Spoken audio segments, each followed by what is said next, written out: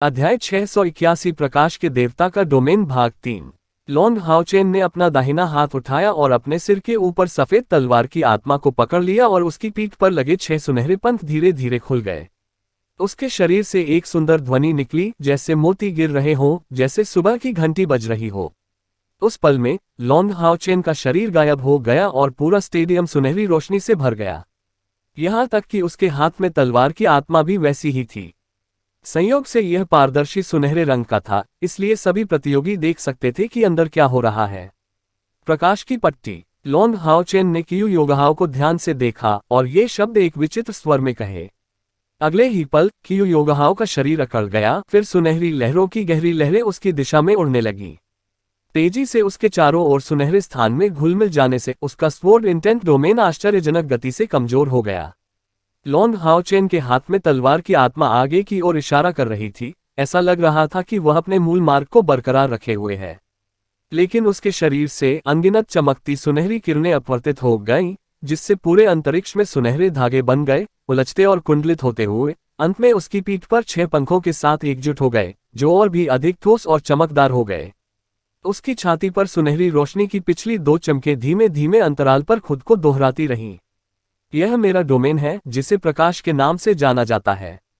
अपने क्षेत्र में मैं प्रकाश के देवता की तरह हूँ। आप मेरे डोमेन में प्रवेश करने वाले एकमात्र अन्य व्यक्ति हैं।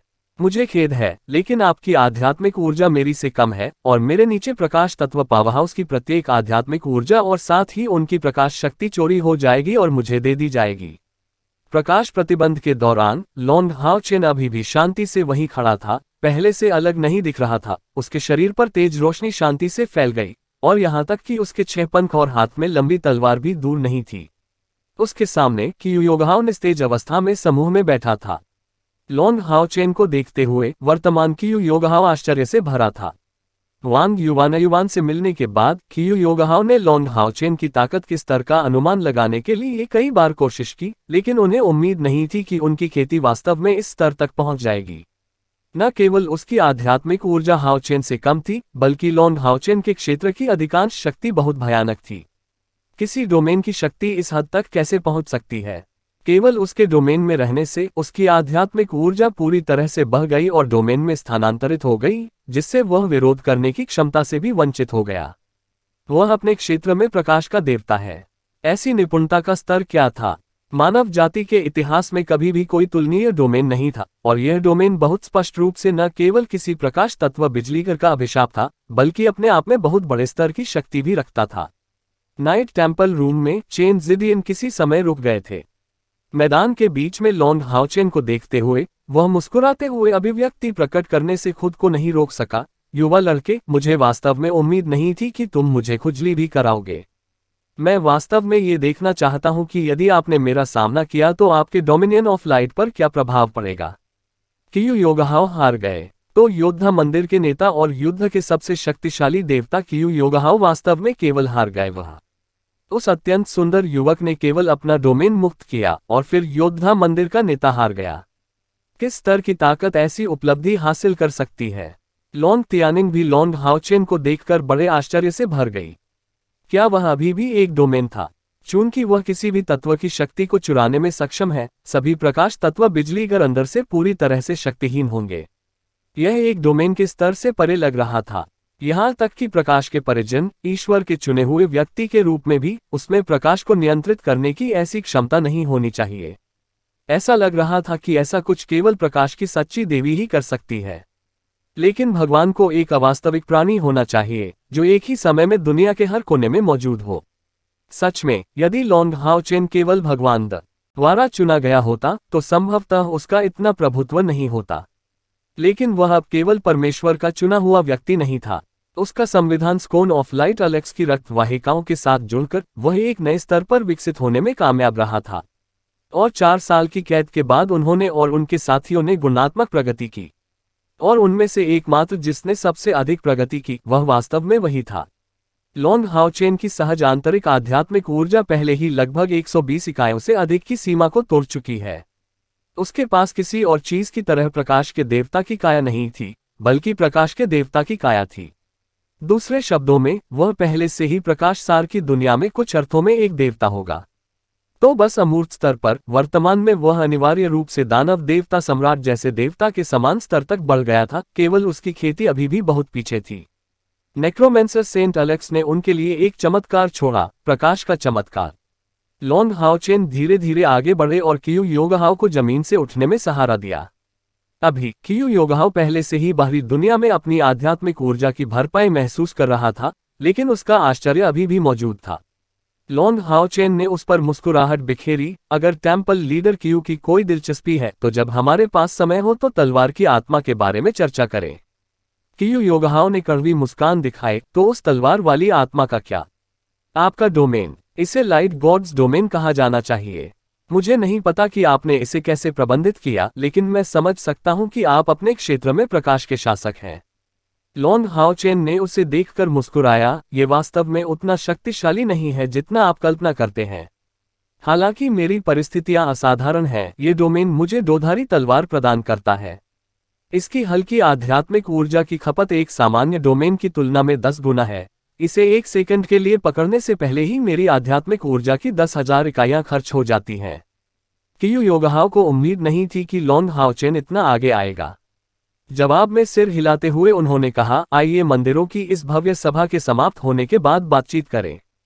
इतना कहकर वह पीछे मुड़ा और उसकी तरफ चला गया। लॉन्ग हाओचेन की मुस्कान अभी भी वैसी ही थी, लेकिन वह थोड़ा अप्रसन्न था। कियू योगहाओ के शब्दों से वह यह अनुमान लगा रहा था कि वह नहीं चाहता था कि मंदिरों की महान सभा समाप्त होने तक उनका कोई और संपर्क हो। एक झटके में लॉन्ग हाओचेन ने अंतरिक्ष से बाहर कदम रखा और अपने वस्त्र उठाए, नाइट टेम्पल से भीड़ के सामने नाइट की सलामी दी और धीरे धीरे डिम ग्लो ऑफ होप के रैंक में वापस आने से पहले इस बार लॉन्ग त्यानिंग ने भी वही काम किया। एल नाइट का मंदिर और वापस अभिवादन। यहां तक कि एक बुजुर्ग के रूप में अपनी क्षमता में भी लॉन्ग त्यानिंग अपने पोते की ताकत से पूरी तरह से वशीभूत था।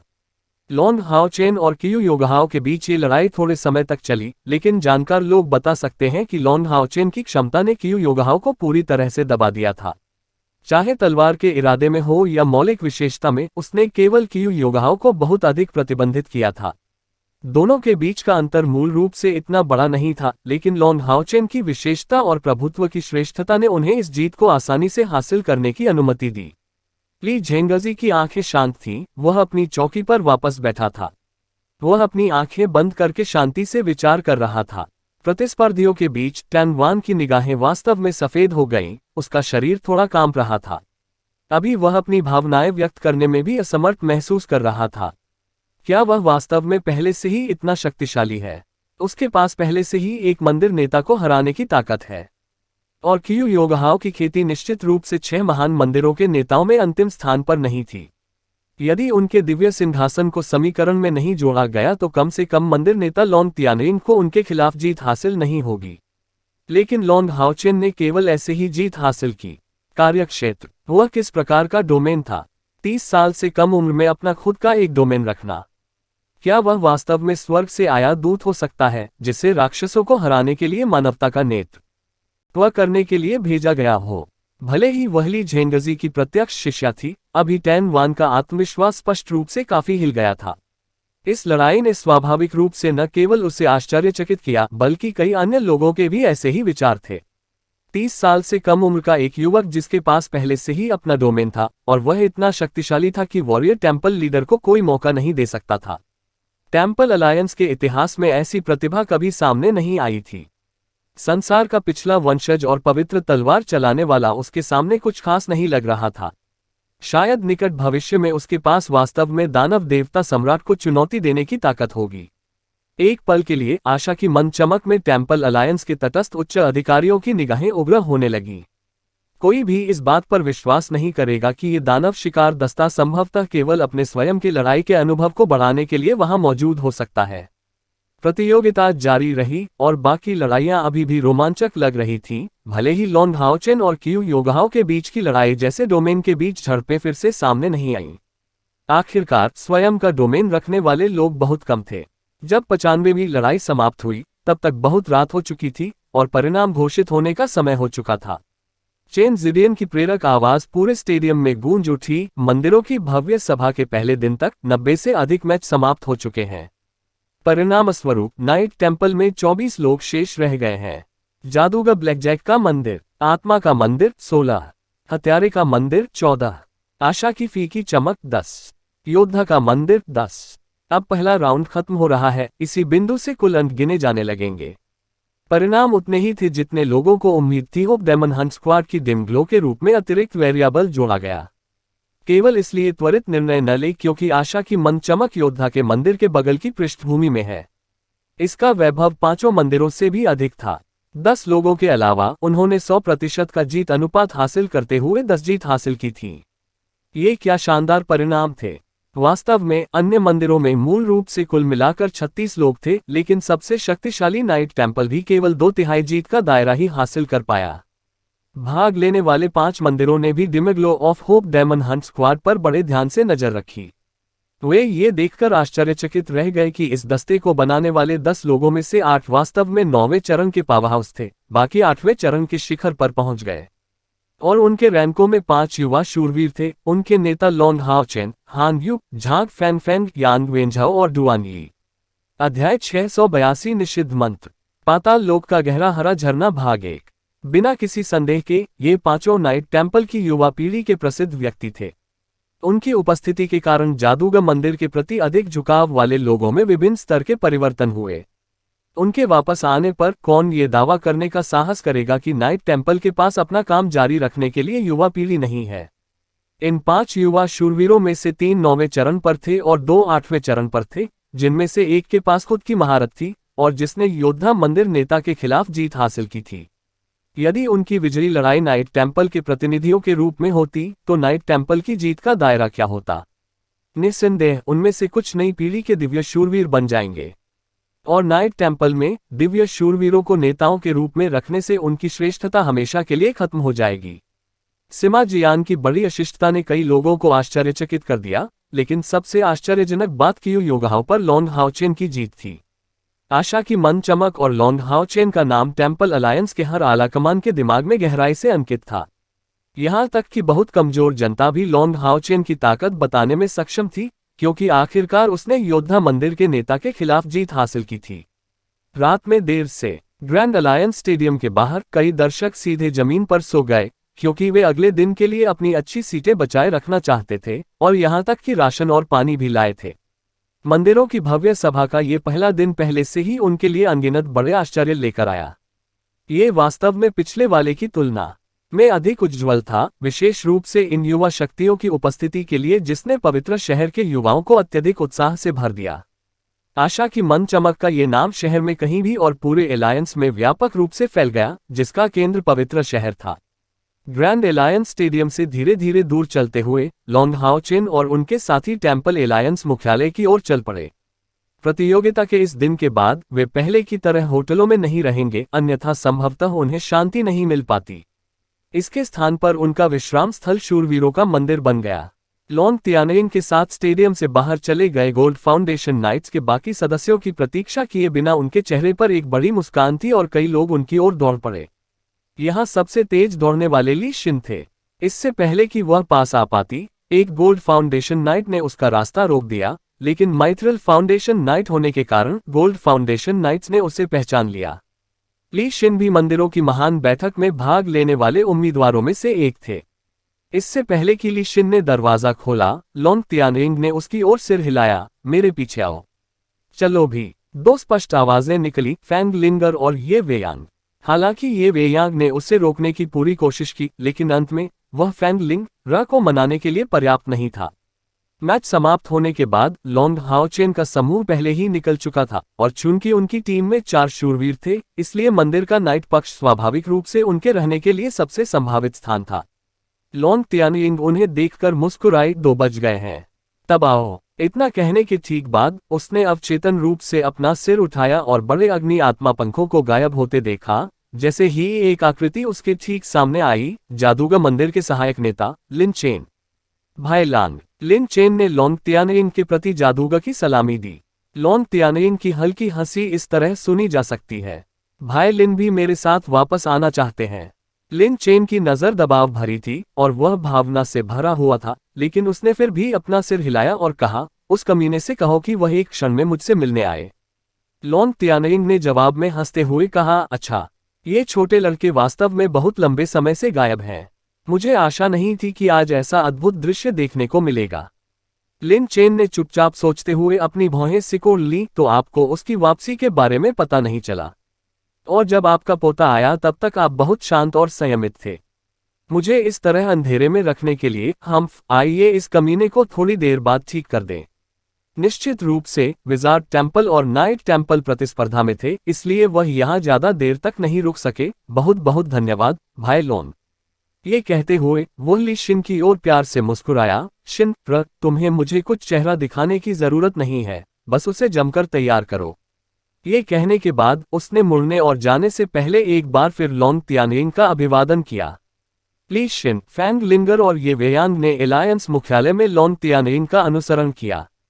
लोंग तियानयिंग ने गोल्ड फाउंडेशन शूरवीरों को तितर-बितर कर दिया, फिर उन तीनों से कहा, तुम तीनों मेरे पीछे आओ।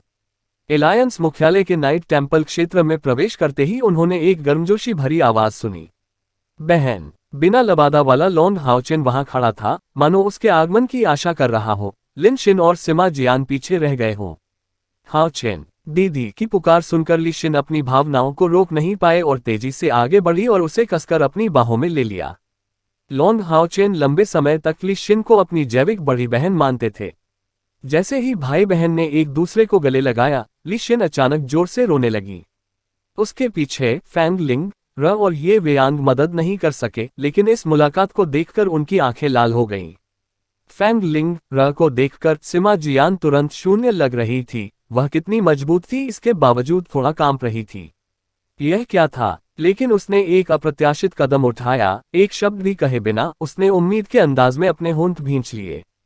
फैंग लिंग ने उसे अचंभित होकर देखते हुए अपने होंठ भी काटे, क्योंकि शब्द उसके दांतों के बीच की छोटी सी जगह में दब गए थे। सी मा जियान प्रेजेंट फे लिंगर की ओर तेजी से बड़े कदम उठाने से पहले सिमा जियान तुरंत अपने पैरों पर खड़ी हो गई। वहां रहें। फैंग लिंग अचानक चिल्लाए। सिमा जियान की ओर इशारा करने के लिए अपना हाथ उठाया और भी जोर से कांपने लगी। सिमा जियान ने फिर अपनी प्रगति रोक दी और धीरे से कहा, लिंगर, मैं भी तुम्हें गले लगाना चाहती हूं। कर सकना, हरामी। फैंग लिंगर एक बार फिर चिल्लाया। सिमा जियान ने अपना सिर खुजलाया। उसके चेहरे पर दर्द के भाव थे। मैं कमीना हूं, ये सब मेरी गलती है। मैं गलत हूं। फैंग लिंगर की निगाहें ठंडी हो गईं। उसने अपने से 3 मीटर दूर सिमा जियान की ओर देखते हुए ठंडे स्वर में घोषणा की, सिमा जियान, मैं आज तुम्हें ये बताने आया हूं कि हमारे बीच जो कुछ था वह खत्म हो गया है। मेरे पास पहले से ही एक और आदमी है, इसलिए अगर तुम वापस आने की हिम्मत भी करो तो भविष्य में मुझे परेशान मत करो। आइए रिकॉर्ड को सीधे सेट करें, मैं आपके साथ और अधिक उलझना नहीं चाहता। इतना कहते हुए उसने ये वेयांग का हाथ खींचा और चला गया। लेकिन पलक झपकते ही उसके चेहरे से आंसू बह निकले। इतने सालों तक अलग रहने के कारण उसे अनगिनत बुरे सपने आए, खासकर स्कारलेट ड्रैगन कवच के टूटने के बाद। वह पहले ही गिनती खो चुका था कि उसके आंसू कितनी बार बहे थे। दर्द में इंतजार करना हमेशा यातना थी, जिससे उसे बहुत शिकायत होती थी। यहाँ आने से पहले वह केवल उसके पास लौटने को लेकर खुशी और उत्साह महसूस करती थी, लेकिन जब वे वास्तव में मिले तो उसमें भरी शिकायत अंततः बेकाबू हो गई और उस पर इस तरह हमला करने का कारण बना। सिमा जियान जब फैंग लिंग को तेजी से जाते हुए देख रही थी तो वह शून्य हो गई। एक पल के लिए वह पूरी तरह से स्तब्ध रह गई। लिन शिन ने पीछे से उसकी गांड पर लात मारी। बेवकूफ, क्या तुम अभी भी तुरंत उसका पीछा नहीं कर रहे हो? तुम मूर्खों की तरह क्यों खड़े हो? क्या आप सचमुच चाहते हैं कि वह चला जाए? हाँ, सच है। अच्छा किक। सिमा जियान तुरंत अपने होश में लौट आई। उसका चेहरा चमक रहा था और उसने फैंग लिंगर और ये वेयांग का पीछा किया। वह पहले से ही 9वें कदम का पावरहाउस था, जिससे वह केवल 3 चरणों में फैंग लिंग को पकड़ने के लिए काफी तेज हो गया। उसने उसका कंधा पकड़कर कमजोर स्वर में कहा, मैं तुम्हें जाने नहीं दूंगा। फैंग लिंगर ने अपना सिर घुमाया और उसकी ओर घूर कर देखा। मैंने सिर्फ इतना कहा कि मैं हमारा रिश्ता तोड़ रहा हूं। आप किसी लड़की को अपनी बात मानने के लिए मजबूर तो नहीं करेंगे, है ना? उसके आंसुओं से भरे चेहरे और लाल आंखों को देखकर सिमा जियान को तेज दर्द महसूस हुआ और उसने अचानक उसे कसकर अपने आलिंगन में खींच लिया। भले ही मुझे तुम्हें जाने देना पड़े, अगर आपके पास कोई दूसरा आदमी है तो मुझे कोई फर्क नहीं पड़ता। यदि ये तुम्हारे पास है तो मैं इसे मार डालूंगा और तुम्हें वापस ले लूंगा। यदि तुम्हारा कोई बच्चा है तो वह पहले से ही मेरा है। मैं उसके माता पिता की हत्या कर दूंगा और उसे अपने बच्चे की तरह पाला पोसा करूंगा। आप क्या कह रहे हैं? फैंग लिंग र ने अपने दांत पीस लिए और समझ नहीं पा रही थी कि हंसे या रोए। उसकी त्वचा पर जोर से पंजे मार रही थी। फिर भी उसने सिमा जियान को कसकर गले लगाना जारी रखा और चाहे उसने कुछ भी कहा हो, उसने अपनी पकड़ ढीली नहीं की। सिमा जियान की अत्याचारी घोषणा को देखकर पास के ये वेयान को लगा कि उसका शरीर हंसने लगा है।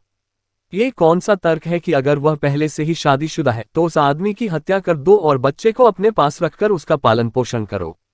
वह कौन सा राक्षसी तर्क था? उसे डर था कि केवल ये सिमा जियान ही ऐसी बात कहेगी। लेकिन कहने की जरूरत नहीं है, फैंग लिंगर वास्तव में गंभीर थे।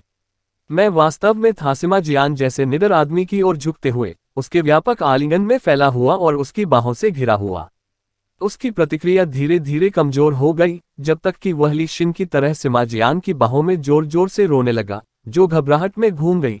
लेकिन चूंकि उसने उसे छोड़ने की हिम्मत नहीं की, इसलिए वह केवल अजीब भाषा के साथ उसे सांत्वना दे सका। दूसरी तरफ लिन शिन पहले ही लॉन्ग हाओचेन के करीब आ चुका था। उसने उसकी पीठ थपथपाते हुए टिप्पणी की, हे बॉस, वह मेरी पत्नी है, क्या मुझे उसे गले लगाने वाला एकमात्र व्यक्ति नहीं होना चाहिए? उसे सुनकर ली शिन ने अचानक लॉन्ग हाओचेन के आलिंगन में अपना सिर उठाया और गुस्से से चिल्लाया, तुम्हारी पत्नी कौन है? क्या तुम्हें घर आने का पता नहीं? इन वर्षों में आपने एक भी समाचार नहीं भेजा। मैं तो तुम्हें बहुत पहले से ही मरने के लिए समझ रहा हूं। फैंग लिंग र के बाहर से मजबूत और अंदर से नर्म चरित्र की तुलना में ली शिन बिल्कुल विपरीत था। हालांकि लिन शिन की वापसी उसकी आंखों में एक आश्चर्यजनक आश्चर्य और उत्साह थी, लेकिन उसे माफ करने के लिए मनाना आसान बात नहीं होगी। लॉन्ग हाओचेन ने धीमी आवाज में ली शिन को सूचना दी, बहन, लिन शिन को दोष मत दो। ये वास्तव में मेरे कारण था, मेरे गलत निर्णय के कारण, जिसके कारण हम लगभग राक्षसों के हाथों में चले गए। तब हमें भाग्य का असाधारण साथ मिला और हम गहरे ध्यान की स्थिति में थे। जागने के बाद 4 साल बीत चुके हैं। तो ऐसा नहीं है कि लिन शिन आपसे संपर्क नहीं करना चाहता था, लेकिन वास्तव में हमारे पास मौका नहीं था। अध्याय 683 निषिद्ध मंत्र। पाताल लोक का गहरा हरा झरना भाग 2। ली शिन आश्चर्यचकित था, नर्म दिख रहा था, लेकिन फिर भी लिन शिन को नजरअंदाज कर रहा था और लॉन्ग हाओचेन से पूछा, बस क्या हुआ? लॉन्ग तियानिंग, क्या आप यहाँ बात करने की योजना नहीं बना रही हैं? हम प्रवेश करेंगे। जैसे ही उन्होंने कहा, इस दिव्य शूरवीर ने अंदर कदम रखा और समूह को नाइट टेम्पल के सम्मेलन कक्ष में प्रवेश कराया। आशा की मन चमक के अन्य सभी लोग पहले से ही अंदर इंतजार कर रहे थे और सभी ने अपने कपड़े उतार दिए थे। अभी अभी सिमा जियान की शक्ल सचमुच बहुत अजीब थी। अभी भी अपने से लंबे फैंग लिंगर को गले लगाते हुए उसने उसे जमीन से उठा लिया। बैठक कक्ष में प्रवेश करते हुए हर कोई खिलखिलाए चेहरों के अलावा कुछ नहीं कर सका। फैंग लिंगर शर्मिंदा था, आप मुझे जाने देने के लिए किसका इंतजार कर रहे हैं? सिमा जियान ने दृढ़तापूर्वक उत्तर दिया, मैं तुम्हें जाने नहीं दे रही हूं। क्या ये सिर्फ दूसरे लोग नहीं हैं जो मजाक उड़ाते हैं? यदि तुम मेरे नीचे गिराने के पीछे भागो तो क्या होगा? अब मेरी कोई पत्नी नहीं होगी। इतना कहकर इस लड़के ने एक कुर्सी ली और उस पर बैठ गया। फैंग लिंग र को अपने घुटनों पर बिठाया, लेकिन उसने चाहे कुछ भी कहा हो, उसे जाने नहीं दिया। उसकी खेती को देखते हुए फैंग लिंग र संभवतः इससे मुक्त नहीं हो सकी, चाहे उसने कितनी भी कोशिश की हो। उसने कल्पना भी नहीं की थी कि फैंग लिंगर वास्तव में उस जंगली आदमी को सबसे ज्यादा पसंद करता है। शर्मिंदा होने के बावजूद उसने विरोध नहीं किया और अपना सिर उसकी मोटी गर्दन में दबा लिया, उठाने की हिम्मत नहीं की। लॉन्ग हाओचेन ने लॉन्ग तियानिंग को मुख्य सीट पर बैठने के लिए आमंत्रित किया। फिर लॉन्ग तियानिंग के दाहिनी ओर बहन मिस वेयांग और मिस लिंग र बैठी। Dim glow of hope demon hunt squad की ओर से मैं समस्याओं के लिए माफी मांगना चाहूंगी खो जाने का। जैसा कि उन्होंने कहा, ये सब मेरी अपनी गलती है। अभी फैंग लिंग र और ली शिन बेहद भावनात्मक रूप से प्रभावित थे, केवल ये वेयांग भावनात्मक पक्ष पर स्थिर थे। लॉन्ग हाओचेन को देख रहे थे। कैप्टन लॉन्ग, मुझे उन मुठभेड़ों के बारे में सुनने की बहुत उत्सुकता होगी जिनका अंत आपने राक्षस क्षेत्र में किया था, क्योंकि आप इतने लंबे समय तक नहीं लौटे और यहाँ तक कि थोड़ी सी भी खबर भी नहीं भेजी। कैयर को अपनी तरफ देखते हुए लॉन्ग हाओचेन ने अवचेतन रूप से टेबल के नीचे से उसका हाथ पकड़ लिया। भले ही तब से काफी समय बीत चुका हो, अभी भी उसे एक गहरा डर महसूस हो रहा है। मरने का डर नहीं, बल्कि कैयर को खोने का एक साधन। उस क्षण वह कैयर को हमेशा के लिए खोने के थोड़ा ही करीब था। हम एक दानव देवता सम्राट के जाल में फंस गए थे। परिणामस्वरूप लॉन्ग हाओचेन ने इस बारे में बात करना शुरू किया कि कैसे उन्होंने यांग वेंझाओ को दानव देवता ड्रैगन राइडर एस्मो से बचाया और दानव देवता सम्राट की उन्हें घेरने की योजना कैसे बताई गई, साथ ही जाल कैसे फंसाया गया। दानव देवता सम्राट के बारे में चरण दर चरण विस्तार से बताया गया। जिस क्षण उसने दानव देवता सम्राट के हमले से अपने हृदय के छलनी होने का उल्लेख किया, ली शिन और ये वेयान घबराकर रोने से खुद को नहीं रोक सके। यहाँ तक कि फैंग लिंगर ने भी सिमा जियान के आलिंगन से आश्चर्य से अपना सिर उठाया। वे आश्चर्यजनक रूप से दानव देवता सम्राट, चंद्रमा दानव देवता और तारा दानव देवता सभी द्वारा एक साथ पकड़े गए थे। हालांकि लॉन्ग हाओचेन का वर्णन काफी गंभीर था। 3 लड़कियां पहले भी कई बार राक्षसों के साथ रास्ते पार कर चुकी थीं, स्वाभाविक रूप से कल्पना कर सकती थी कि मोडू शहर के मध्य में 3 सबसे बड़े राक्षस शक्तियों से घिरी होने की स्थिति किस तरह की होगी। हालांकि मुझे नहीं पता कि दानव देवता सम्राट मेरे जीवन की कीमत पर मेरे साथियों को बख्शने के लिए क्यों तैयार थे, लेकिन मुझे पता था कि मेरी मृत्यु का समय पहले ही निर्धारित हो चुका था। दानव देवता सम्राट ने अपना वादा निभाया, मेरे साथियों को मेरी लाश ले जाते समय मोदू को छोड़ने दिया। तो उन वर्षों में हमें प्राचीन काल की महान विरासत वाले कुछ खंडहर मिले। यदि हम इस विरासत को ले सकें तो पुनर्जीवित होने की आशा प्रकट हो सकती है, इसलिए सभी ने इसके लिए अनगिनत खतरों को पार किया। अनगिनत मौत के अनुभवों का अनुभव करने के बाद अंततः उन्होंने वह विरासत हासिल की जिससे मुझे अपने दिल का पुनर्निर्माण करने की इजाजत मिली। यही कारण है कि मैं अभी आपके सामने खड़ा हूं। प्राचीन काल की वह शक्ति अपने पीछे एक विशाल शक्ति छोड़ गई थी जिसे इन खंडहरों में प्रशिक्षण के दौरान सामूहिक रूप से समाहित कर लिया गया था। लेकिन किसी ने कल्पना भी नहीं की थी कि यह एकांतवास वास्तव में 4 वर्षों से अधिक समय तक गहन चिंतन का विषय होगा। हमारा जागना आधे साल पहले की बात है। गहन ध्यान के इन 4 वर्षों के दौरान हमें बहुत कुछ मिला और हम वास्तव में नहीं जानते कि तब से कितना समय बीत चुका है। वास्तव में हम सोचते हैं कि यह केवल कुछ ही दिन थे। उन सभी ने गहन ध्यान में अत्यधिक प्रगति की और समझने में कई प्रगति हासिल की। हमने कभी भी खुद को इस समय जैसे संकट में नहीं पाया है, इसलिए अगले ही पल हम अपनी समझ और खेती को प्रशिक्षित करना और बढ़ाना जारी रखते हैं। यही कारण है कि हम आज मंदिरों की महान सभा में ऐसे परिणाम प्राप्त करने में सफल रहे। जिस समय हम वापस लौटे, लिन शिन और सिमा जियान तुरंत उन्हें खोजना चाहते थे, लेकिन मैं अकेला था जिसने उन्हें रोका। आपको ये भी पता होना चाहिए कि मंदिरों की यह महान सभा विशेष है और संभवतः गठबंधन के लिए एक महत्वपूर्ण मोड़ बन जाएगी। उसे बनाने की आशा में मैं इस बैठक से कुछ चीजें चाहता हूं, भविष्य में और भी अधिक शक्तिशाली गठबंधन। इसलिए शुरू करने से पहले मैंने उन्हें धैर्यपूर्वक सहन करने को कहा। गलती मेरी है, इसलिए मुझे आशा है कि आप उन्हें माफ कर देंगे। इसके अलावा मैं आपकी प्रतीक्षा करने के लिए हमारे दानव शिकार दस्ते, आशा की फीकी चमक की ओर से आपको धन्यवाद देना चाहता हूं। ये निश्चित रूप से उनके जीवन की सबसे बड़ी खुशी है कि उन्हें आपके जैसा प्रियजन मिला है। ये कहते हुए लॉन्ग हाओचेन एक बार फिर खड़े हुए और सम्मानपूर्वक तीनों लड़कियों की ओर झुके। हालांकि लॉन्ग हाओचेन की कहानी कुछ खास नहीं बताई गई थी, लेकिन तीनों लड़कियों को इसे सुनने में बहुत थकावट महसूस हुई। उन्हें ये काफी प्रेरक लगी। वे वास्तव में कभी वापस न आने के करीब थे। एक बार के लिए फैंग लिंग र के नाजुक चरित्र को देखते हुए अब उसमें और अधिक रोष नहीं भर रहा था।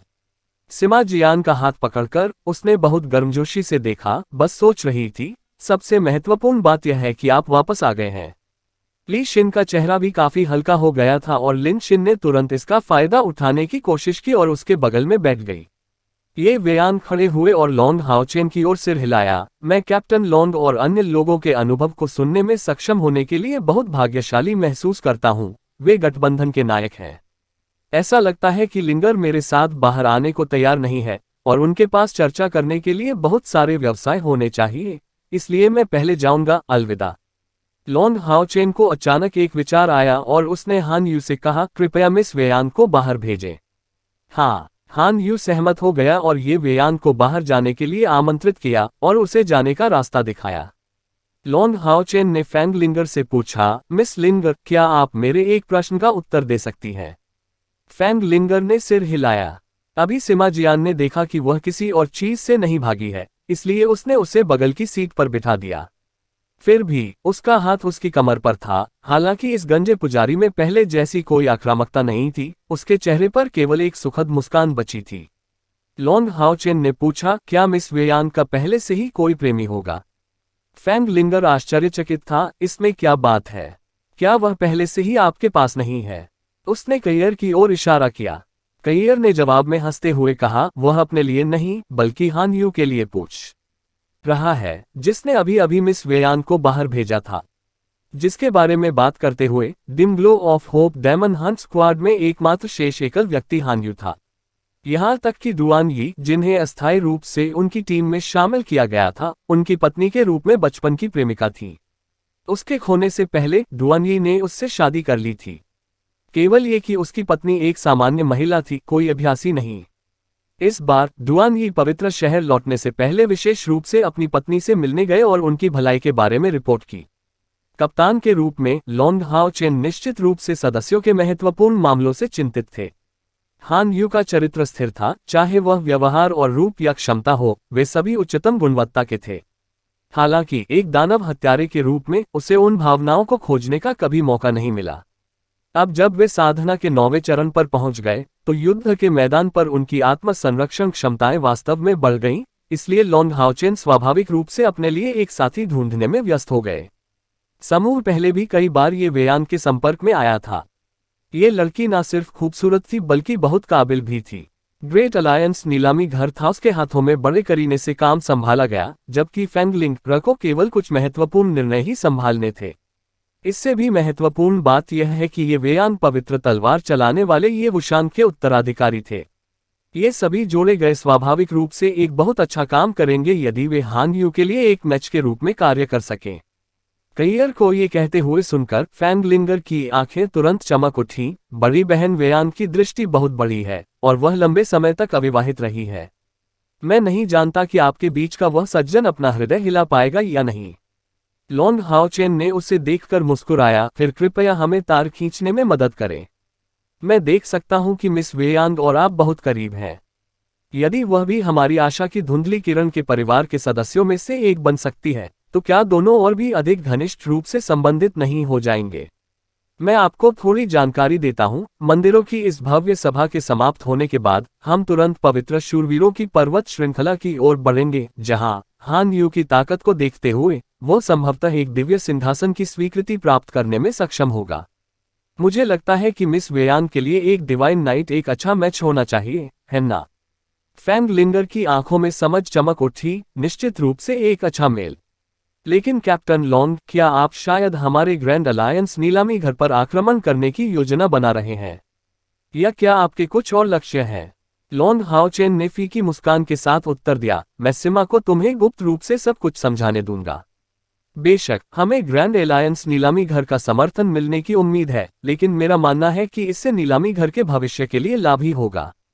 हालांकि लॉन्ग त्यानिंग मुख्य सीट पर बैठे थे, उन्होंने शुरू से अंत तक एक शब्द भी नहीं कहा, केवल अपने पोते की ओर देखते रहे। 4 साल बाद लौटते हुए लॉन्ग हाओचेन न केवल पहले की तुलना में अधिक शांत और आरक्षित दिखे, बल्कि उन्होंने एक अवर्णनीय उपस्थिति भी हासिल की थी। उनकी गर्मजोशी को देखते हुए उन्होंने तर्क करने पर सही होने का एहसास दिलाया। ये वास्तव में एक प्रकार की असाधारण विशेषता थी, एक राजा का आचरण।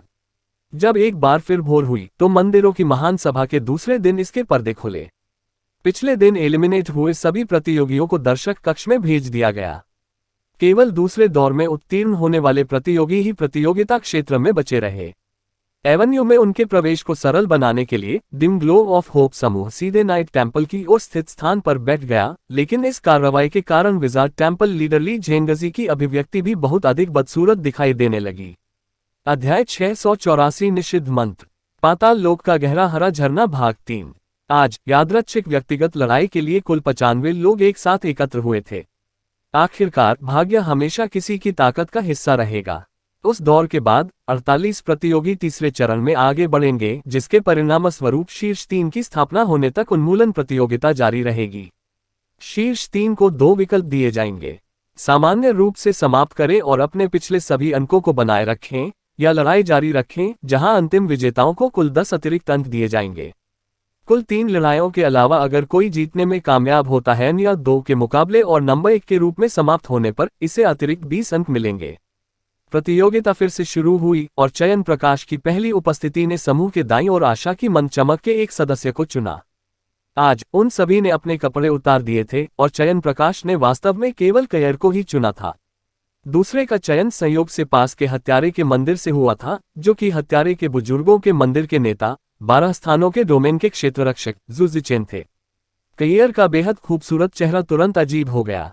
कुछ समय पहले उसने जू जिचेन के खिलाफ लड़ाई जीती थी और हालांकि वह अंतिम जीत हासिल नहीं कर पाई थी, लेकिन उसकी खिलते हुए कमल के फूल में महारत हासिल करने की क्षमता के कारण जू जिचेन को हार माननी पड़ी। किसने सोचा होगा कि उसे एक बार फिर अपने मंदिर के बुजुर्गों के इस नेता का सामना करना पड़ेगा।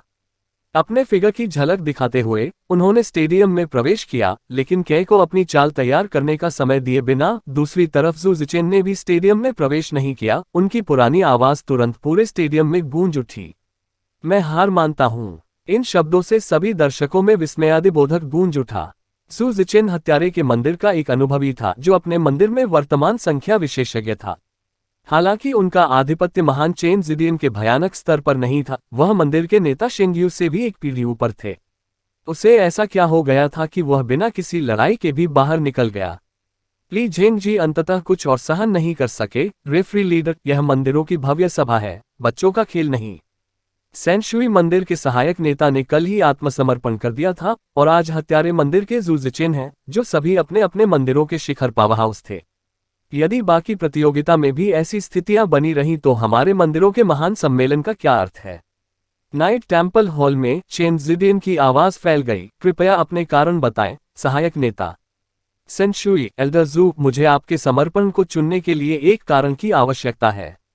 लापरवाह स्वभाव के सेंशुई पोपो ने ठंडी खर्राटे ली और ली झेंगजी की ओर कहा, ली टेम्पल लीडर, आप बहुत नासमझ हैं। मेरे पास हार मानने का केवल एक ही कारण है और वह यह है कि मैं चेन यंग का मुकाबला नहीं कर सकता। वह मेरी पोती है, इसलिए हमारे बीच पहले भी मैच हो चुके हैं। बस इतना ही। जू जिचेन ने उदासीन घोषणा की, मेरी स्थिति सेंशुई जैसी ही है। अभी कुछ समय पहले मेरी मिस कयर से लड़ाई हुई थी और मैं हार गया था। चूंकि मैं एक बार फिर अपमानित नहीं होना चाहता, इसलिए मैंने हार मानने का फैसला किया। रेफरी लीडर, क्या ऐसे कारण ठीक है? वर्तमान युग की शक्तियों के लिए चेहरा अक्सर उनके जीवन से भी अधिक महत्वपूर्ण होता है। सांशुई पोपो और जू जिचेन ने जब ये घोषणा की कि वे चेन यंग के मुकाबले के नहीं हैं और कै ने तुरंत अन्य विस्मयादिबोधक लगाए। पहले से ही अत्यधिक मूल्यवान demon hunt squad dim glow of hope ने एक बार फिर हवाओं और ज्वार को बढ़ा दिया। सेंशुई पोपो एक बात थी क्योंकि उसने हाल ही में 9वें चरण को पार किया था, लेकिन जू जिचेन 12 स्पेस डोमेन के वाहक हत्यारे के मंदिर का नंबर 1 पावरहाउस था। उनके ये घोषित करने से कि वह इस दानव शिकार दस्ते के सदस्य के लिए उपयुक्त नहीं है, तुरंत ही उनकी स्थिति एक अभूतपूर्व स्तर पर पहुंच गई। ली झेंगजी का चेहरा बुखार जैसा लग रहा था, लेकिन उसे बुखार नहीं था उसके लिए कोई अच्छा उत्तर। उसकी अनकही शिकायत अभी भी अनसुलझी है। चेन जिडियन ने कहा, चूंकि चीजें ऐसी हैं तो आइए प्रतिस्पर्धा जारी रहने दें। यदि लड़ाई के अगले चरण में कोई अन्य आत्मसमर्पण कार्य होता है तो आपको अब से तुरंत कारण बताना होगा, अन्यथा आपके अपने मंदिरों के कुल में कुछ अंक कम हो जाएंगे। आश्चर्यजनक रूप से चयन प्रकाश ने एक बार फिर आशा की मंद किरण के एक सदस्य को रोशन किया। इस बार वह वांग युवान थे। दूसरी ओर उसे लाइट टैन वान द्वारा चुना गया था, जिसने कल ही जीत हासिल की थी। आखिरकार टैन वान अभी भी बहुत छोटा था, इसलिए उसकी खेती निश्चित रूप से जादूगर मंदिर के अंतिम प्रतिस्पर्धियों में से एक थी। पिछले दिन ली झेंगजी द्वारा सिखाए गए असाधारण जादू पर भरोसा करके उसने अपने प्रतिद्वंद्वी को कठिनाई से हराया और दूसरे दौर से आगे निकल गई। वांग युवान ने सफेद पोशाक पहनी हुई थी, उसके छोटे बाल वीरतापूर्ण भावना से खिल रहे थे। स्टेडियम में प्रवेश करते ही उसकी छरहरी काया और जबरदस्त सुंदरता पर तुरंत ध्यान दिया गया। अगर कोई ध्यान से देखे तो उसे पता चलेगा कि वांग युवान की आंखें पहले से स्पष्ट रूप से अलग थीं, उसकी पुतलियां अब बैंगनी हो गई हैं। स्पष्ट रूप से अपने से भी छोटे वांग युवान का सामना करते हुए टैन वान का नजरिया जिद्दी था। उनकी उम्र के हिसाब से उनमें ऐसी उत्कृष्ट क्षमताएं कैसे हो सकती थीं? मुझे उसे किसी भी कीमत पर हराना होगा। हरे रंग का लबादा पहने हुए टैन वान की आत्मा के पंख तुरंत फैल गए और फड़फड़ाने लगे, सीधे हवा में उड़ गए। उन्होंने बीच हवा में एक चीख निकाली, जिससे हवा के अनगिनत पतले ब्लेड निकल गए। उनका तीव्र मंत्र मूसलाधार तूफान की तरह गूंज उठा, जिससे स्टेडियम के आधे हिस्से में हरी रोशनी चमक उठी। टैन वान के शरीर के चारों ओर घूमने वाले प्रकाश के मंद हरे रंग के ब्लेड में शानदार परिवर्तन होने लगे और अधिक से अधिक मजबूत होने लगे। साथ ही टैन वान के शरीर से बिजली की गति से और भी अधिक हरी रोशनी निकलने लगी। वांग युवान भी चले गए। उसने अपने आध्यात्मिक पंख नहीं खोले, बल्कि बड़ी तेजी से टैन वान के पीछे चली गई। उसकी गुलाबी आंखें धीरे धीरे गहरे लाल रंग में बदल गईं, जिससे एक अजीब दमनकारी दृश्य दिखाई दे रहा था। उसकी आंखों से बार बार खून की धाराएं निकलती प्रतीत होती थीं। ग्रैंड अलायंस स्टेडियम इतना विशाल है कि वांग युवान को टैन वान के करीब पहुंचने में कम से कम आधा मिनट लगेगा। लेकिन वह तनिक भी जल्दबाजी में नहीं थी। ऐसा लग रहा था कि वह टैन वान को अपना सर्वश्रेष्ठ जादू दिखाने देगी। जादूगर मंदिर की ओर ली झेंगजी की नजर और भी बदसूरत हो गई। हालांकि वांग युवान ने अभी तक कोई कदम नहीं उठाया था, लेकिन पिछले दिन की लड़ाई में अपने पिछले प्रदर्शन से ली झेंगजी को पता था कि वह 9वें चरण की पावरहाउस थी। वांग युवान का पिछला प्रतिद्वंद्वी एक शूरवीर था और दोनों पक्षों के बीच 2 मिनट भी नहीं हुए थे कि वह शूरवीर वांग युवान की शक्तिशाली स्थानिक शक्तियों से हार गया था। और उस समय वांग युवान ने तुरंत शुरू से ही हमला शुरू कर दिया था, जो आज से बिल्कुल अलग था। उनकी वर्तमान स्थिति स्पष्ट रूप से जादूगर मंदिर को देखने के लिए प्रदर्शित की जा रही थी। अगर आप 9वें चरण पर पहुंच गए तो क्या होगा? मेरा व्यक्तिगत रूप से बनाया गया जादू कुछ ऐसा है कि पूरी ताकत से इस्तेमाल करने पर 9वें चरण पर भी कोई व्यक्ति इसके खिलाफ जीत नहीं सकता है। एल की आंखों में देखो मैं झेंगजी ने अनजाने में नाइट टेम्पल क्षेत्र के मध्य में बैठे लॉन्ग हाओचेन का सामना करते हुए पलकें झपकाई। लॉन्ग हाओचेन स्पष्ट रूप से बहुत शांत था, सीधा बैठा था, लेकिन फिर भी किसी भी अन्य सामान्य युवक की तरह उसका व्यवहार बहुत गर्मजोशी भरा था। लेकिन ली झेंगजी को गहराई से महसूस हुआ कि इतना युवा व्यक्ति उनकी योजनाओं को काफी हद तक प्रभावित कर रहा था। टैन वान का मंत्र ऊंचे से ऊंचे स्वर में बजने लगा। ये जप पैटर्न शायद ही कभी देखे गए थे, क्योंकि जादुई मंत्र के दौरान पिच में कोई त्रुटि की अनुमति नहीं थी। परिणामस्वरूप किसी की जब गति सीमित थी, तो उनके जैसे तेज मंत्र का परिणाम संभवतः विफल जादू होगा। उनका वर्तमान मंत्र भी सामान्य मंत्रों से काफी अलग लग रहा था। ये जादू व्यक्तिगत रूप से ली झेंगजी द्वारा बनाया गया था। 1000 से अधिक वर्षों में जादूगर मंदिर की सबसे अद्भुत प्रतिभा होने के नाते ली झेंगजी ने एक असाधारण मंत्र बनाने के लिए कुछ प्राचीन मंत्रों को व्यक्तिगत समझ के साथ जोड़ा। उन दिनों की बात करें तो उन्होंने टैन वान को शिष्य के रूप में इसलिए लिया क्योंकि टैन वान इस मंत्र को समझ सकते थे। टैन वान के चारों ओर हवा के वे छोटे छोटे झोंके तुरंत हरे हो गए, जिससे उसका शरीर पूरी तरह से छिप गया और वह धुंधला दिखाई देने लगा। एक निश्चित संख्या तक पहुंचने के बाद हवा के झोंकों का बढ़ना बंद हो गया, लेकिन उनका रंग और अधिक चमकीला हो गया। जैसे ही टैन वान का जादू अपने चरम पर पहुंच गया, कोई हवा के इन ब्लेडों के चारों ओर बिजली की हरी रोशनी को घूमता हुआ देख सकता था। हाँ, जब वांग युवान टैन वान से 50 मीटर दूर थी, उसने एक गूंजती चीख निकाली और तुरंत उसके चारों ओर हवा के वे हरे रंग के ब्लेड तुरंत 3 मीटर व्यास और 5 मीटर लंबे बवंडर में बदल गए, जो सीधे स्थान की ओर बढ़ रहे थे। वांग युवान हर चीज बता सकती थी कि वे साधारण बवंडर नहीं थे। हवा के प्रत्येक छोटे छोटे झोंके जिनसे वे बने थे, आत्मा पर्वत की शक्ति से युक्त थे। इस मंत्र का जाप करने के बाद टैन वान आसमान से नीचे आई। वह पीली दिख रही थी और उसका शरीर सूज गया था, लगभग जमीन पर गिर रही थी। इससे यह देखा जा सकता है कि इस पिछले जादू ने उसकी लगभग सारी आध्यात्मिक ऊर्जा समाप्त कर दी थी। टैन वान ने खुद से यह उम्मीद भी नहीं की थी कि वह वास्तव में इस जादू को पूरा करने में सक्षम होगी। सबसे बड़ी विशेषता रक्षा और आक्रमण दोनों को संयोजित करना था। यदि दुश्मन को उसके मंत्र के बीच में हमला करना था, तो पहला पवन ब्लेड स्वचालित रूप से उसे दुश्मनों पर हमला करने से बचाएगा, जबकि उसका मंत्र तब तक जारी रहेगा जब तक दुश्मन ऐसा नहीं करता। मंत्र से गुजरे जादू। यह मंत्र पहले ही निषिद्ध मंत्र की श्रेणी में पहुंच चुका है। टैन वान के लिए वास्तव में कुछ अतिरिक्त उपकरणों को बढ़ावा दिए बिना ऐसे पवन तत्व निषिद्ध जादू का उपयोग करने का प्रबंधन करना काफी गर्व की बात थी। ली झेंगजी ने इस जादू को वास्तव में एक प्रभावशाली नाम दिया। इसे पाताल लोक का गहरा हरा झरना कहा। यह एकल या एकाधिक लक्ष्यों के विरुद्ध विनाशकारी शक्ति से भरपूर था। टैन वान के जादू से ली झेंगजी की उग्रता आई। एक ही श्रेणी के जादूगर शायद ही ऐसे भयानक जादू का प्रयोग कर पाते होंगे। पाताल लोक के गहरे हरे झरने का सामना करते हुए वांग युवान ने अपनी प्रगति रोक दी, अपने दाहिने हाथ को ऊपर उठाने और अपनी तर्जनी, मध्यमा और अनामिका को एक दूसरे के संपर्क में लाने के लिए एक समझ से बाहर की हरकत की, उसकी भौहों के बीच की जगह के साथ, जबकि उसने अपनी आंखें बंद कर लीं। अध्याय 685 रक्त पर नियंत्रण और अत्यधिक शीत पर नियंत्रण भाग 1। पाताल लोक का गहरा हरा वसंत वर्जित जादू वांग युवान के सामने आने वाला था और एक बड़ा आकर्षण पैदा कर रहा था, और वांग युवान को अपनी दिशा में खींच रहा था। वांग युवान ऐसे लग रहे थे मानो उन्होंने वह निषिद्ध मंत्र देखा ही न हो, फिर भी उन्होंने अपनी 3 अंगुलियों को उसी स्थिति में रखते हुए खुद को स्थिर रखा हुआ था। टैन वान की नजर बदल गई, क्योंकि वह इस निषिद्ध मंत्र की शक्ति को स्पष्ट रूप से समझ गया था। इससे भी महत्वपूर्ण बात यह है कि इसे केवल छोड़ा जा सकता था, वापस नहीं लिया जा सकता था, क्योंकि उसकी खेती इस तरह के नियंत्रण को हासिल करने के लिए पर्याप्त नहीं थी। क्या वांग युवान को वास्तव में उसके निषिद्ध जादू से मरना चाहिए? इससे न केवल मैज टेम्पल और डिम ग्लो ऑफ होप के बीच निराशाजनक नाराजगी पैदा होगी, बल्कि वह एक अपराधी भी बन जाएगी। आखिरकार जादूगर का मंदिर और आशा की मंद किरण प्रतिस्पर्धी से अधिक कुछ नहीं थे, सभी के एक पारस्परिक शत्रु राक्षस थे। उसके मन में आशा की मंद चमक से किसी की हत्या करने का कोई विचार नहीं था, लेकिन क्योंकि उनकी शक्ति का प्रदर्शन बहुत जबरदस्त था, इसलिए उसे शुरुआत में ही अपना सबसे बड़ा जादू दिखाना पड़ा। अब पाताल लोक का गहरा हरा वसंत पहले ही वांग युवान को अपनी चपेट में ले चुका था, दूसरे विचार करने के लिए बहुत देर हो चुकी थी। अचानक एक तीव्र खून की धुंध वांग युवान के केंद्र से निकली और बिखर गई, तुरंत उसके शरीर को अपने साथ ले गई और भयानक गति से आगे फैल गई और हेड्स डार्क ग्रीन स्प्रिंग में दुर्घटनाग्रस्त हो गई। पाताल लोक का गहरा हरा वसंत गहरे हरे रंग का था और यह शानदार रक्त लाल धुंध लाल रंग की थी, जो 2 विरोधी ताकतों का निर्माण कर रही थी। एक आश्चर्यजनक दृश्य घटित हुआ, वह रक्त लाल धुंध पीछे धकेल दी गई, लेकिन वह अभी भी एक खतरनाक स्थिति थी।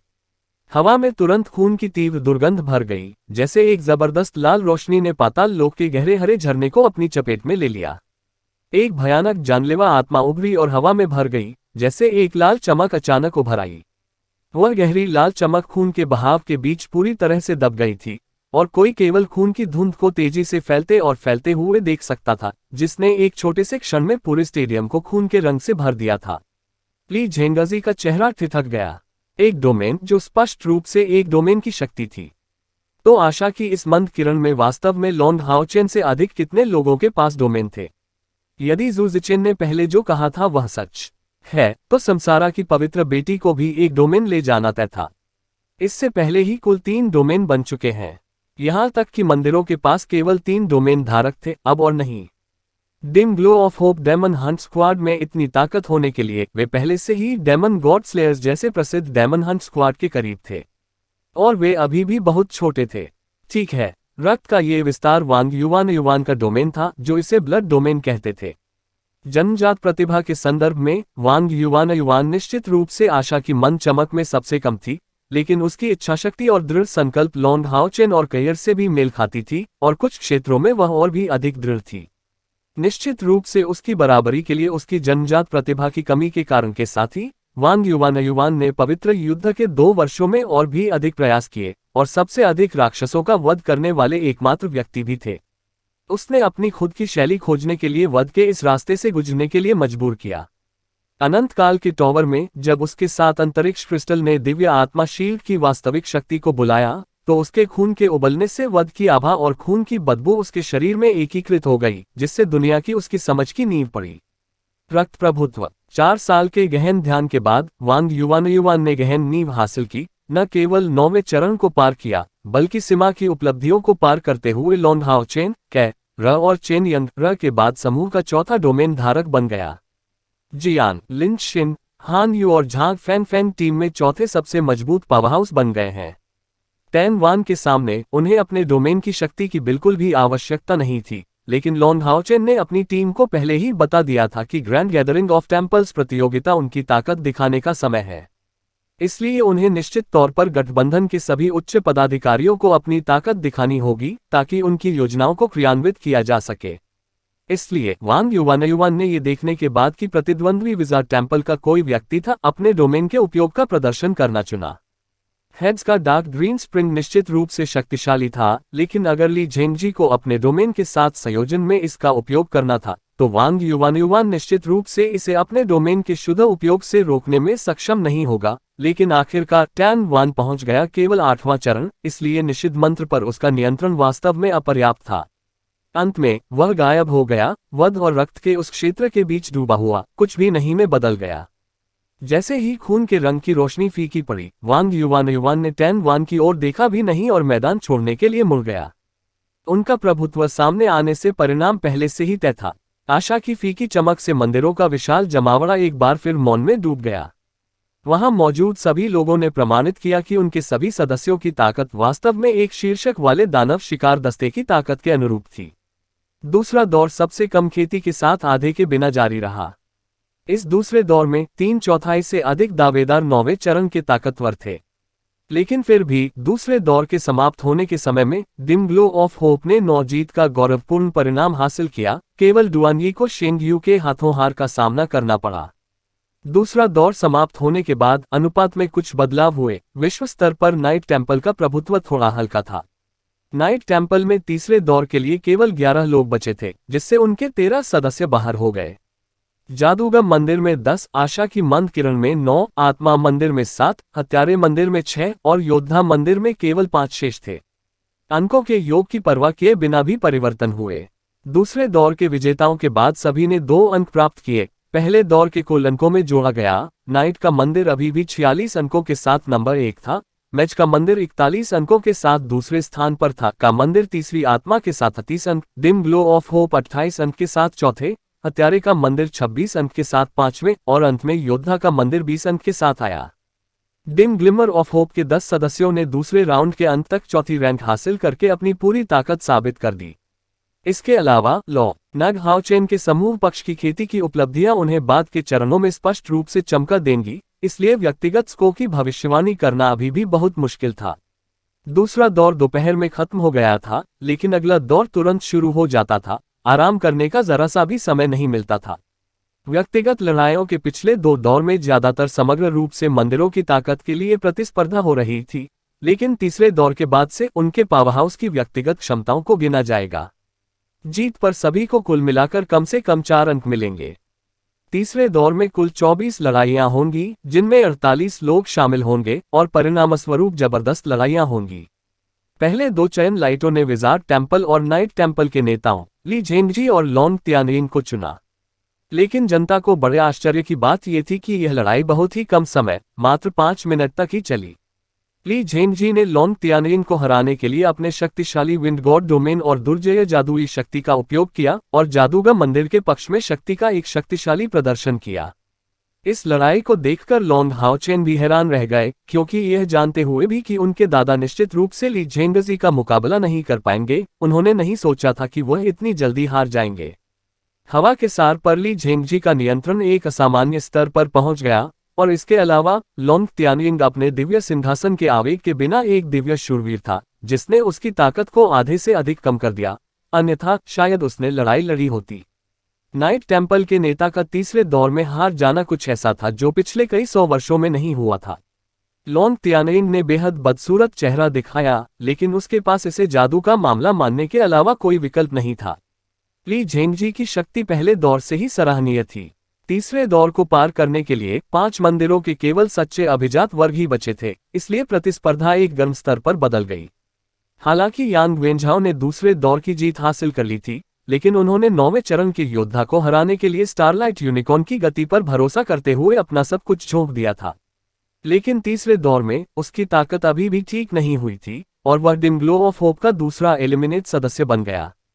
यांग वेंझाओ के खात्मे के साथ ही आशा की धुंधली चमक के पक्ष में व्यक्तिगत शक्ति का एक बड़ा प्रदर्शन शुरू हुआ।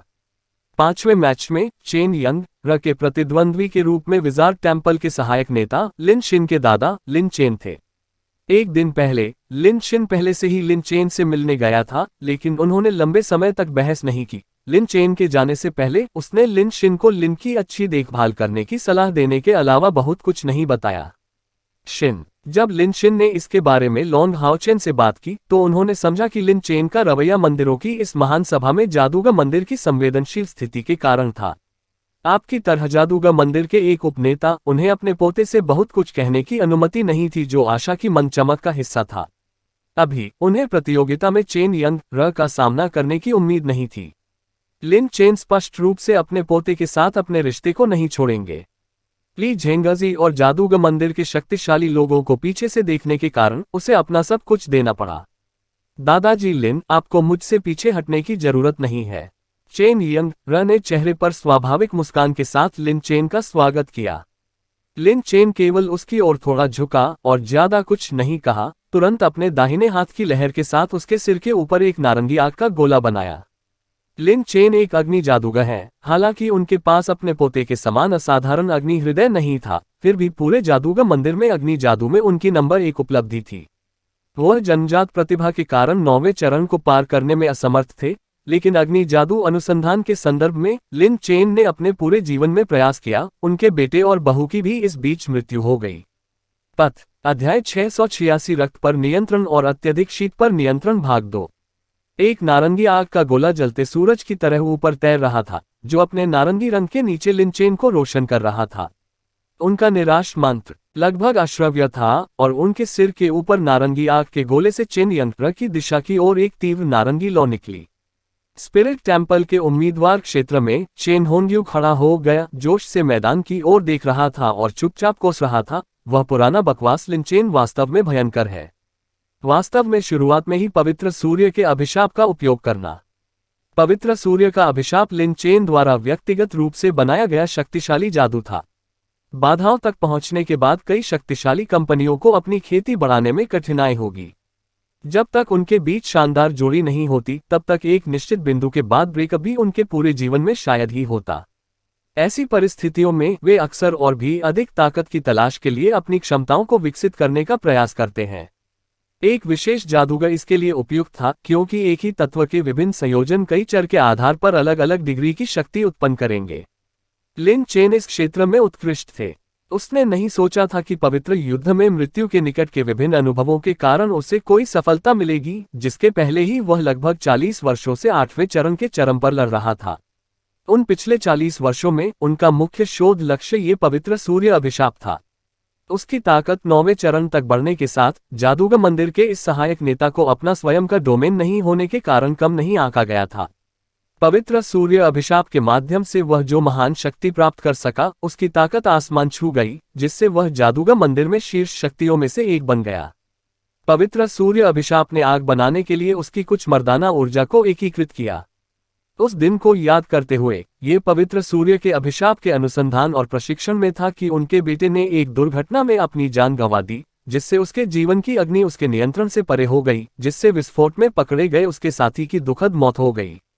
लिन शिन को इस पवित्र सूर्य अभिशाप के प्रति जन्मजात नफरत थी। वह इससे कैसे सहमत हो सकती थी, इसे सीखो। यहाँ तक कि इसके कारण उसने कोई भी आक्रामक जादू सीखने से इनकार कर दिया। हालांकि उन्होंने बाद में ली शिन की खातिर आक्रामक जादू को प्रशिक्षित करने का फैसला किया, फिर भी उन्होंने पवित्र सूर्य अभिशाप को अस्वीकार कर दिया, जिससे लिन चेन पवित्र सूर्य अभिशाप का एकमात्र क्षेत्र रक्षक बन गया, जो उस क्षेत्र में उपलब्धि के अधिकतम स्तर तक पहुंच गया। नारंगी रंग की लपटें बाहर की ओर उड़ी, जिससे हवा में बड़े पैमाने पर चक्कर आए, जिससे चारों ओर सब कुछ तहस नहस हो गया और स्टेडियम में तापमान अचानक बढ़ गया। साथ ही बैरियर पर बहुरंगी रोशनी भी तेजी से बढ़ने लगी। चेन यंग र की नज़र बहुत बदल गई, क्योंकि उसे उम्मीद नहीं थी कि लिन चेन इतनी बड़ी शक्ति पैदा करते हुए एक तीव्र जादुई आक्रमण शुरू करेगी। चेन यंग र मैकडुल की छाती से एक छोटा पारदर्शी सुअर बाहर निकला। पहले की तुलना में उनकी ताकत में काफी महत्वपूर्ण बदलाव आया। उसका आयतन वैसा ही रहा, मानो वह और अधिक बढ़ने में असमर्थ हो, लेकिन उसकी त्वचा क्रिस्टल की तरह चमकदार हो गई थी और उसकी छोटी छोटी आंखें हीरे की तरह चमक रही थीं। जैसे ही उसका शरीर उछला, हवा की चमकदार धाराओं की एक श्रृंखला उसकी पीठ के पीछे चमक उठी। हवा में उठते हुए मैकडुल के 4 पैरों ने खिंचाव की गति पैदा की और एक चमत्कारी दृश्य उत्पन्न किया। वह प्यारा सा सुअर अगले ही पल में अचानक लंबा हो गया और एक विशाल काले अजगर में बदल गया, जिसने लिन चेन के पवित्र सूर्य अभिशाप की ओर एक काली सांस छोड़ी। यह एक शैतान ड्रैगन था। मैकडुल के परिवर्तन ने 6 महान मंदिरों की सभी शक्तियों को स्तब्ध कर दिया। डेविल ड्रैगन दानव देवता सम्राट के रिश्तेदार थे, तो एक सम्मानकर्ता के पास इतना सम्मानित जानवर कैसे हो सकता है? और इसके अलावा ऐसी सम्मान गति का मतलब केवल ये हो सकता है कि यह एक अनुबंधित जानवर था। 2 शक्तिशाली काले और नारंगी रंग की सेनाएं हिंसक रूप से टकराईं, जिससे दोनों उपयोगकर्ताओं को आध्यात्मिक ऊर्जा के भयानक उतार चढ़ाव से तुरंत पीछे की ओर फेंक दिया गया। चेन यंग र ने अपने दोनों हाथ ऊपर उठाए, जैसे ही उसका स्पष्ट मंत्र हवा में गूंज उठा। पवित्र सूर्य अभिशाप के विरुद्ध डेविल ड्रैगन की सांस को थोड़ा नुकसान हुआ, लेकिन वह फिर भी टिके रहने में कामयाब रहा। मैकडोल के विशाल पंख जोर से फड़फड़ाने लगे जैसे ही वह तेजी से लिन चेन का और बढ़ा। लिन चेन भी डेविल ड्रैगन को देखकर आश्चर्यचकित रह गया, लेकिन लड़ाई का अनुभव भरपूर होने के कारण वह भयभीत नहीं हुआ। उसके दाहिने हाथ पर उंगली से इशारा करते हुए उसके सिर के ऊपर पवित्र सूर्य की चमक काफी लंबी हो गई, जिससे अचानक एक नारंगी प्रभामंडल निकल गया जो आने वाले मैकडोल से टकरा गया। नारंगी प्रभामंडल के प्रभाव से डेविल ड्रैगन की विशाल आकृति अप्रत्याशित रूप से दूर धकेल दी गई। किसी को आश्चर्य हुआ, लिन चेन के मंत्रोच्चार के साथ एक नारंगी ड्रैगन का सिर पवित्र सूर्य से बाहर निकला, जिसने शैतान ड्रैगन पर सुनहरी लाल आग उगल दी। ये सुनहरी लाल लौ केवल एक इंसान के हाथ की मोटाई की थी, जो बड़े नारंगी ड्रैगन के सिर को काफी हद तक संकुचित कर रही थी, जहां से यह निकली थी। हालांकि मुक्त होने से पूरे स्टेडियम में तापमान बढ़ गया, जिससे बैरियर के अंदरूनी क्षेत्र में हवा लहरों से भर गई, जबकि जमीन भी मैग्मा की तरह जल गई। इससे सुनहरी लाल लपटों की चमक की सीमा देखी जा सकती थी। मैकडोल इस स्तर की आग के सामने स्पष्ट रूप से लड़खड़ा गया, उसका विशाल शरीर बीच में ही रुक गया। उसमें से एक गहरे बैंगनी रंग की चमक निकलती रही। इसके मोटे तराजू तेजी से उसके सिर के शीर्ष की ओर एक साथ आकर गहरे लाल रंग की आग को रोकने के लिए एक गहरे लाल मोती का निर्माण करते हैं। पवित्र सूर्य का अभिशाप टकराना। हवा के बीच में मैकडोल द्वारा छोड़ा गया गहरा बैंगनी मोती तुरंत फट गया, जैसे ही लाल सुनहरी लपटें गुजरी, लेकिन टूटे हुए मोती ने शक्तिशाली गहरे बैंगनी तरंगों को भी फैला दिया, जिससे यह उच्च तापमान से बच गया। लिन चेन का शरीर थोड़ा चमक उठा क्योंकि उसकी जब गति स्पष्ट रूप से कम हो गई थी, लेकिन मैकडोल, जिसे अकेले ही लाल सुनहरी लिपटों का सामना करना पड़ा था, को फेंक दिया गया। उसका शरीर लगातार लाल सुनहरी लिपटों को भंग करने के लिए गहरे बैंगनी रंग की चमक बिखेर रहा था। ये दृश्य देखकर लॉन्ग हाओ चेन आश्चर्यचकित रह गया और लिन शिन की दिशा में देखने से खुद को नहीं रोक सका। मैकडोल ने जिस डेविल ड्रैगन को रूपांतरित किया था, वह निश्चित रूप से एक वास्तविक डेविल ड्रैगन नहीं था, लेकिन इसकी कुछ बुनियादी क्षमताएं थीं, जो एक सच्चा नौवां कदम पावरहाउस था। लेकिन लिन चेन के सामने वह पहले ही कुछ ही समय में सभी युद्ध कौशल खो चुका था। ये किसी भी तरह से वह ताकत नहीं थी जो 9वें चरण के कनिष्ठ जादूगर के पास होनी चाहिए। लिन शिन ने कड़वी मुस्कान दिखाए, द कज ऑफ द सेक्रेड सन मेरे दादाजी के जीवनकाल के शोध का क्रिस्टलीकरण है। हालांकि यह एक डोमेन नहीं है, ये कुछ हद तक एक डोमेन से मेल खा सकता है। एक अग्नि जादूगर की शक्ति को काफी हद तक उजागर करने के लिए 3 अग्नियों को एक में मिला सकता है। लॉन्ग हाओ चेन ने सिर हिलाया, ऐसा लगता है मानो ये लड़ाई यंग र के लिए एक परीक्षा होगी। एक सम्मानकर्ता और एक जादूगर के बीच लड़ाई में प्रतियोगिता पक्षों की साधना और मंत्रों के प्रयोग पर आधारित होनी चाहिए। लेकिन लिन चेन ने अपनी कास्टिंग विधि पर भरोसा करते हुए न केवल अपनी जब गति को बहुत तेज कर दिया, बल्कि अपनी जादुई शक्ति को भी काफी बढ़ा दिया। वह सुनहरी आग तापमान में लिन शिन के हॉट ऑफ फायर से भी अधिक थी। जन्मजात प्रतिभा और भाग्य में लिन शिन अपने दादा से कहीं आगे निकल गई, लेकिन आग के बारे में उसके ज्ञान में अभी भी काफी अंतर था। स्टेडियम के अंदर लिन चेन द्वारा अपनी सुनहरी लाल लपटें छोड़ने के बाद उसका आक्रमण थोड़ा धीमा था, लेकिन अलग थलग पड़ी चेन यंग र ने पहले ही अपना आह्वान जादू पूरा कर लिया। उसके शरीर पर एक सफेद हेक्साग्राम दिखाई दिया और एक लंबी ड्रैगन चीख तुरंत गूंज उठी, जैसे ही 10 मीटर से अधिक लंबा ड्रैगन बाहर आया। वॉल्यूम में यह आइस ड्रैगन उस डेविल ड्रैगन से नीचे था जिसे मैकडोल ने बदल दिया था, क्योंकि यह एक युवा ड्रैगन जैसा लग रहा था। लेकिन ये कोई अर्थ ड्रैगन या सब ड्रैगन नहीं था, बल्कि एक सच्चा शेंगमो डालू ड्रैगन था। इस दृश्य को देखने वाले आत्मा मंदिर के सभी सम्मानियों को अत्यधिक भावुकता का अनुभव हुआ। एक विशाल अजगर को बुलाना एक बुलाने वाले के लिए सबसे बड़ी महिमा थी, भले ही वह एक युवा अजगर ही क्यों न हो। सम्मानकर्ताओं के पास आमतौर पर सम्मान जादू की 2 श्रेणियां होती थीं। एक प्रकार अन्य विमानों से जीवित प्राणियों को बुलाना था, जो युद्ध के बाद या तो मर जाते थे या अपने विमान में लौट आते थे। इसलिए भावी सम्मानकर्ता मूल रूप से पहले से ही बुलाए गए जादुई जानवर को कभी नहीं बुलाएगा। तो दूसरा प्रकार प्रति कक्षा मंगलाचरण था। एक समझौते के समापन के बाद एक सम्मानकर्ता बुलाए गए जानवर को बिल्कुल भी मरने नहीं दे सकता, क्योंकि जानवर अपने बुलाने वाले के साथ साथ ताकत में भी बढ़ जाएगा। हालांकि उनकी अंतरंगता की डिग्री एक अनुबंधित जानवर से मेल नहीं खा सकती थी, लेकिन ये अनुबंधित जानवर ऐसा कर सकते थे। सम्मानकर्ता के बल का हिस्सा कहा जा सकता है। सम्मानकर्ताओं के बीच ताकत में अंतर का एक आधार उनकी वाचा वाले जानवरों की संख्या थी। इसलिए अनुबंधित पशु की मृत्यु बुलाने वाले के लिए एक बड़ा झटका होगी। आमतौर पर संबंधकर्ताओं को साधना के प्रत्येक अतिरिक्त चरण में एक वाचा जानवर मिल सकता है। हालांकि उन्हें अनुबंधित जानवरों की तरह किसी भी समय की आवश्यकता के साथ नहीं बुलाया गया था, वे समान श्रेणी के सामान्य संबंध की तुलना में बुलाने में काफी तेज थे। चेन यंग र की पिछली संबंध अवधि से सभी संबंधकर्ता समझ गए कि यह युवा आइस ड्रैगन वास्तव में एक अनुबंधित जानवर था। उन्हें यह नहीं पता था कि यह आइस ड्रैगन पहला जानवर था जिसने चेन यंग र के साथ एक समझौता किया था। चूंकि वह 7वें चरण तक पहुंचने से पहले कुछ बुलाने वाले जादू का उपयोग करने में सक्षम नहीं थी, इसलिए उसे बिना कोई समझौता किए सहना पड़ा। 7वें चरण तक पहुंचने के बाद वह हमेशा आत्मा मंदिर में रही, जहां वह संसार की पवित्र बेटी के रूप में जागने में सफल रही। इसलिए जब उसने लॉन्ग हाओचेन का पीछा करते हुए राक्षस क्षेत्र की गहराई में प्रवेश किया तो उसकी ताकत बढ़ती रही, लेकिन शुरू से अंत तक उसके पास कोई समझौता नहीं था। जब वे अनंत काल के टॉवर से बाहर निकले तो चेन यंगर की खेती पहले ही 9वें चरण तक पहुंच चुकी थी, इसलिए वह एक पवित्र आत्मा लड़की के रूप में अपने विशेष संबंधों के कारण इस युवा आइस ड्रैगन से मिली और अपनी पहली वाचा का समापन किया। और ये अभी इस आइस ड्रैगन के लिए चेन यंग र के लिए लड़ने का पहला मौका था। दरअसल चेन यंग र को लिन चेन के खिलाफ पहले ही काफी नुकसान झेलना पड़ा था। उसने पहले आइस ड्रैगन को नहीं बुलाया था, बल्कि उसके खुद के 6 हर्ट ड्रैगन्स को बुलाया था जो एलिमेंटल केज को रिलीज करने में सक्षम थे। उनके दृष्टिकोण से मैकडुल का डेविल ड्रैगन में परिवर्तन कम से कम कुछ समय के लिए लिन चेन के हमलों के खिलाफ टिकेगा, जिससे लिन चेन की उसके एलिमेंटल केज के सामने हार अपरिहार्य हो जाएगी। अध्याय 687 रक्त पर नियंत्रण और अत्यधिक ठंड पर नियंत्रण भाग 3। उनकी उम्मीदों के विपरीत पवित्र सूर्य का अभिशाप बहुत शक्तिशाली था, क्योंकि मैकडुल एक दर्दनाक हार से पहले केवल 2 राउंड का सामना करने में सक्षम था। इसने चेन यंगर को कम से कम समय में आइस ड्रैगन को युद्ध में बुलाने के लिए अपना मंत्र बदलने के लिए मजबूर किया और अपनी रणनीति को लिन चेन की महान शक्ति के अनुरूप अपनाया। अन्यथा लिन चेन के लगातार हमलों से उसे डर लग रहा था कि वह अपना मंत्र भी पूरा नहीं कर पाएगी। पवित्र आत्मा लड़की के रूप में चेन यंगर को आम लोगों की तुलना में अपने मंत्रों के लिए कम समय की आवश्यकता होती थी। एक वाचा के जानवर को बुलाने के लिए उसे केवल लगभग 3 सेकंड की आवश्यकता होती थी। इस तरह वह इस आइस ड्रैगन को इतनी जल्दी बुलाने में कामयाब रही। 4 साल से अधिक के एकांतवास में चेन यंग र ने संबंध के संबंध में बहुत सारी समझ हासिल की, लेकिन उसने 6 ड्रैगन के अलावा कोई अन्य आध्यात्मिक उपहार नहीं दिया।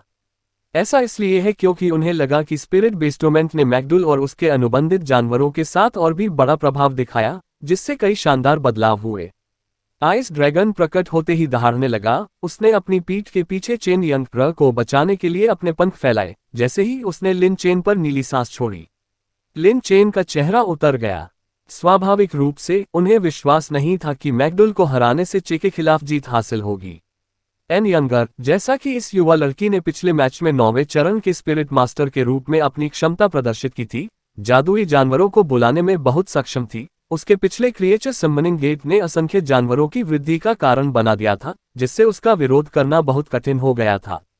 यही कारण है कि उसने शुरू से ही पवित्र सूर्य अभिशाप का उपयोग किया, क्योंकि वह चेन यंग र को अपने बुलाने वाले जादू का अधिकतम सीमा तक उपयोग करने के लिए अपनी शक्ति को जारी नहीं करने दे सका। सुनहरे लाल ड्रैगन का सिर अभी भी पवित्र सूर्य सा दहाड़ रहा था। जैसे ही उसने अपनी शक्ति एकत्र करना समाप्त किया और उसी मोटाई के साथ एक और सुनहरा लाल सांस छोड़ा, विशाल आकाश से गुजरते हुए तुरंत सीधे बर्फ ड्रैगन की ओर बढ़ गया। आइस ड्रैगन और पवित्र सूर्य के बीच ताकत का अंतर गर्म स्टेडियम के अंदर हर किसी को दिखाई दे रहा था। केवल चेन यंग र और आइस ड्रैगन के आसपास के क्षेत्र होली सनफायर ड्रैगन द्वारा फैलाई गई गर्मी से अप्रभावित थे, जिसके कारण सभी क्षेत्रों में उबाल महसूस हुआ। बिना किसी संदेह के पवित्र सनफायर ड्रैगन बहुत मजबूत था और इसके अलावा लिन चेन का जादू अभी भी जारी था। कोई नहीं जानता था कि पवित्र सूर्य के अभिशाप के साथ अगला कदम क्या होगा, लेकिन सभी ने भविष्यवाणी की कि यह किसी भी तरह से कमजोर नहीं होगा। लड़ाई इस स्तर तक पहुंच जाने के बाद चेन यंग र बेहद वंचित स्थिति में थी। भगवान का अवतरण, असंख्य जानवरों की श्रेणी से ऊपर उठना। चेन यंग र की नजर जिद्दी थी, आमतौर पर बहुत मजाकिया होने के कारण उसे कम मत आंकिए। वास्तव में यंग एर एक बहुत ही प्रतिस्पर्धी व्यक्ति है। यांग वेंझाओ ने अपने प्रतिद्वंद्वी को परास्त कर दिया है। वह किसी भी तरह से खुद को इस तरह खत्म नहीं होने देगी। चेन यंग र के शरीर से अचानक एक दूधिया सफेद धुंध पैदा हुई और तुरंत एक बड़ी भ्रामक छवि उसकी पीठ से उठ गई। वह आकृति किसी मानव आकृति की प्रतीत होती थी, लेकिन जैसे ही वह प्रकट हुई, पूरा स्टेडियम दहाड़ते जानवरों की अद्भुत आवाजों से गूंजने लगा। क्या शानदार दृश्य है! यहाँ तक कि इन ध्वनियों के कारण लिन चेन का शरीर हिलने लगा और इसका असर पवित्र सन ड्रैगन पर भी पड़ा। चेन यंग र के शरीर से दो धुंधली चमकें उत्सर्जित हुईं, जिनमें से एक दूर स्थित मैकडुल पर गिरी, जो पवित्र सूर्य की लपटों का विरोध कर रही थी, और दूसरी उसके सामने आइस ड्रैगन पर गिरी। तुरंत ही एक अद्भुत दृश्य उत्पन्न हो गया। सबसे पहले चेन यंग र के सामने यह विशाल आइस ड्रैगन नजर आया। तुरंत सूझकर उसका नीला हमला पूरी तरह से सफेद हो गया। पलक झपकते ही सफेद बर्फ की धुंध ने स्टेडियम के आधे हिस्से को ढक दिया। आइस ड्रैगन ने अचानक 30 मीटर की लंबाई में गोली मार दी। उनके सांस छोड़ने ने पवित्र सूर्य ड्रैगन की लपटों को बलपूर्वक रोक दिया। बर्फ और आग आपस में जुड़ गए और व्यवधान उत्पन्न हुआ। ये पहले से ही एक वयस्क आइस ड्रैगन की उपस्थिति थी। इस दृश्य को देखकर आत्मा मंदिर के सभी शक्तिशाली लोग आश्चर्यचकित थे। उनकी याददाश्त से परे ऐसा कोई सम्मन मंत्र कभी प्रकट नहीं हुआ था जो एक शिशु जादुई जानवर को तुरंत वयस्क बना सके, जिससे वह अपनी ताकत में वृद्धि कर सके। दूसरी ओर चेन यंग र द्वारा जारी श्वेत प्रतिभा से बढ़ावा पाने वाले मैकडुल को भी बड़े पैमाने पर बदलाव मिले। उसका शरीर अचानक लगभग फूल गया, 2 बार 30 मीटर से अधिक लंबे एक विशाल काले ड्रैगन में बदल गया। गहरे बैंगनी रंग की आध्यात्मिक ऊर्जा को छोड़ते हुए मुंह दहाड़ छोड़ी, जिसने तेज गति से पवित्र सूर्य की लौ को नष्ट कर दिया। आश्चर्यजनक रूप से मैकडुल ने एक और चीख निकाली। उसका काला शरीर तुरंत सफेद हो गया। कई परिवर्तन दिखाई देते रहे जब तक कि वह तुरंत एक वयस्क आइस ड्रैगन में परिवर्तित नहीं हो गया, जो चेन यंग र की ओर उड़ने के लिए अपने 2 पंख फड़फड़ा रहा था और दूर लिन चेन की ओर एक सांस छोड़ रहा था। यह आकार बदलना है। सभी सम्मानकर्ता आश्चर्य से अपनी आंखों के सामने युद्ध को देख रहे थे। यहाँ तक कि सबसे अनुभवी सम्मानकर्ता भी अत्यधिक आश्चर्यचकित थे। चेन यंग र का सम्मान जादू कुछ ऐसा था जो उन्होंने पहले कभी नहीं देखा या सुना था। वे योग्यताएं क्या थीं? दूसरे आइस ड्रैगन की उपस्थिति के कारण लिन चेन की नजर बहुत बदल गई। एक वयस्क आइस ड्रैगन का सामना करना पहले से ही बहुत कठिन था, इसलिए यहाँ इस दूसरे के साथ उसका सेक्रेड सनफायर शायद ही अपनी बढ़त बरकरार रख पाएगा। चेन यंग र ने गाना जारी रखते हुए उसी रंग रूप को बरकरार रखा। उसकी पवित्र आत्मा पोशाक के प्रोत्साहन के बिना उसकी जादुई शक्ति सीमित थी, लेकिन किसी को ये कभी नहीं भूलना चाहिए कि वह पहली पवित्र आत्मा बेटी है जो पिछले कई हजार वर्षों से आत्मा मंदिर में प्रकट हुई है। उसकी पीठ पर बड़ी आकृति गॉड बीस्ट गॉड डिसेंट की थी। 4 साल से अधिक के गहन चिंतन के बाद चेन यंग र को अपना रास्ता चुनना पड़ा। जैसे लिन शिन सरलीकृत जटिल जादू के रास्ते पर चली गई और सिमाजियान एक निडर लड़ाई शैली के लिए चली गई, उसका रास्ता एक सहज एकीकरण था। जानवर भगवान की क्षमताएं। वे 2 साफ द चमके उसके डोमेन से थीं जो उसके आध्यात्मिक उपहार और gods descent the god beast domain के विलय से बनाई गई थी। गॉड बीस्ट डोमेन की शक्ति एक बड़ी सीमा पर एकल लक्ष्य के प्रति इसके शक्तिशाली प्रभावों में थी। इसका एकमात्र प्रभाव प्रवर्धन था जो चेन यंग र के संबंध पर प्रभाव डालता था। बीस्ट गॉड डोमेन को बढ़ावा देने के लिए किशोर आइस ड्रैगन एक वयस्क आइस ड्रैगन में बदल गया और मैकडुल ने भी अपनी ताकत में काफी वृद्धि की। बड़े पैमाने पर लक्ष्य करने से लक्ष्यों की संख्या बढ़ने पर व्यक्तिगत आवेग कम होगा। अब मेरी बारी होनी चाहिए, चेन यंग र ने गुप्त रूप से घोषणा की। उसका मंत्र अचानक रुक गया क्योंकि उसने अपने हाथ फैलाए और उन्हें आकाश की ओर इशारा किया। तुरंत उसकी पीठ पर विशाल आकृति बिखर गई। चेन यंगर के 2 आइस ड्रैगन की ओर बढ़ते हुए प्रकाश के अनगिनत बिंदुओं में बदल गई और उनके शरीर में विलीन हो गई। ईश्वर के अवतरण, प्रभुत्व की क्षणभंगुर शक्ति। चेन यंग र ने एक प्यारी सी चीख निकाली जिससे एक अविस्मरणीय दृश्य सामने आया। 2 आइस ड्रैगन ने अपना सिर उठाया, उनकी आंखें तुरंत नीली हो गईं। तुरंत पूरे स्टेडियम का आंतरिक भाग एक ही रंग में बदल गया। अत्यधिक बर्फ स्टेडियम के बाहर बहुरंगी अवरोध को दबाने से भी आगे निकल गई, जिससे उसमें दरारें पड़ गईं। लिन चेन के अगले जादू की तैयारी अभी पूरी हो रही थी, लेकिन उन्होंने आश्चर्यजनक रूप से पाया कि पवित्र सूर्य का तापमान वास्तव में गिर रहा था, क्योंकि जादू को जबरन तोड़ दिया गया था। एक तेज ठंड ने तुरंत उस पर हमला कर दिया, जिससे वह ठंडा हो गया, या बर्फ की मूर्ति के रूप में। ली झेंगजी की नजर तुरंत तेज हो गई। उसने एक तेज नजर डाली और आर्मरेस्ट को मजबूती से पकड़ लिया, जबकि उसका स्वर सामान्य दोहरे डोमेन से कहीं अधिक ऊंचा था। दोहरे डोमेन घटना की व्याख्या 2 तरीकों से की जा सकती है: 2 डोमेन कास्टिंग के परिणामस्वरूप, या किसी के द्वारा एक साथ 2 अलग अलग डोमेन ले जाने के परिणामस्वरूप। लेकिन वर्तमान स्थिति स्पष्ट रूप से पिछली स्थिति जैसी ही थी, क्योंकि ये दोनों डोमेन स्पष्ट रूप से चेन यंग र से नहीं आ रहे थे। ये वही डोमेन थे जो ice dragon extreme cold domain से संबंधित थे। यदि वह सिर्फ एक एक्सट्रीम कोल्ड डोमेन होता तो शायद लिन चेन अपने पवित्र सूर्य अभिशाप के माध्यम से विरोध कर सकता था, लेकिन एक साथ दो डोमेन ने एक और एक के योग से अधिक शक्ति का उत्पादन किया। आखिरकार लिन चेन एक डोमेन रखने वाला पावरहाउस नहीं था और उसके पवित्र सूर्य अभिशाप को उसके प्रतिद्वंद्वी की विशेषता से बहुत दबा दिया गया था। उसका जादू टूटने के बाद उसे अत्यधिक ठंड के क्षेत्र में सील कर दिया गया। चेन यंग शून्य ने मैकडुल और आइस ड्रैगन को एक साथ डोमेन प्रदान करने के लिए बीस्ट गॉड डोमेन के अत्यधिक प्रवर्धन पर भरोसा किया था। हालांकि यह थोड़े समय तक ही चला, लेकिन लिन चेन के खिलाफ ये पर्याप्त था। होली स्पिरिट रॉब के समर्थन के बिना गॉड बीस्ट डोमेन द्वारा प्रदान किए गए प्रोत्साहन का उपयोग करने के कारण चेन यंग र का रंग तुरंत पीला पड़ गया। लेकिन बर्फ की इस दुनिया में रहकर ये बर्फ के कमल की तरह किसी भी अशुद्धता से रहित एक पवित्र एहसास देता है। छठे कमरे में दानव शिकार दस्तों से आने वाले सभी रेफरी ने दोहरे डोमेन को प्रभावी होने से रोकने के लिए इसे स्थिर करने के लिए अपनी आध्यात्मिक ऊर्जा को बाधा में डाल दिया, लेकिन उनकी आध्यात्मिक ऊर्जा तेज गति से समाप्त हो गई, जिससे आतंक प्रदर्शित हुआ राक्षसों के। इन सम्मिलित डोमेन के प्रभुत्व दूर रखें, यह मैच आपकी जीत है। चेन जिडियन की आवाज गूंज उठी, जैसे आकाश से एक शानदार चकाचौंध सुनहरी रोशनी फैल गई जो लिन चेन के जमे हुए शरीर पर उतर रही थी। चेन यंग र ने अपना प्रदर्शन समाप्त किया, अपने आग्रह को समाप्त किया। जैसे ही एक्सट्रीम कोल्ड डोमेन तेजी से आया, यह तेजी से गायब हो गया, तुरंत स्टेडियम को सामान्य स्थिति में लौटा दिया। मैकडुल अपने छोटे सुअर के रूप में लौट आया और चेन यंग र की बाहों में कूद गया। उसका शरीर काफी जल गया और आइस ड्रैगन भी हिल गया और उसके पैरों के नीचे हेक्साग्राम में गायब हो गया। जादूगर मंदिर के सहायक नेता लिन चेन हार गए थे। उस समय जब प्रकाश के सुनहरे स्तंभ ने लिन चेन को हटा दिया, वह अपने होश में वापस आ गया। अभी भी पिछली बर्फ को याद करने से उसे ठंड लग रही थी। एक हल्की आह के साथ उसने अपना सिर हिलाया और जादूगर मंदिर की दिशा में लौट आया। यहाँ तक कि ल झेंगजी ने भी वास्तव में किसी को दोष नहीं दिया। उसने वह सब कुछ किया जो वह कर सकता था, लेकिन दुश्मन के दोहरे डोमेन बहुत शक्तिशाली थे। लिन चेन वास्तव में आश्वस्त नहीं थे, गुप्त रूप से सोच रहे थे कि अगर उन्होंने 20 साल पहले 9वें चरण में अपनी सफलता हासिल की होती और सेक्रेड सन को एक डोमेन में बदल दिया होता, तो जरूरी नहीं कि वह एक्सट्रीम कोल्ड डुअल डोमेन से हार जाते। कितनी शर्म की बात है ये सोचकर कि अगर उसके पास क्षमता होती तो पवित्र सूर्य अभिशाप को वास्तव में और विकसित किया जा सकता था। वो मदद नहीं कर सका, लेकिन दुख का एक विस्फोट महसूस हुआ।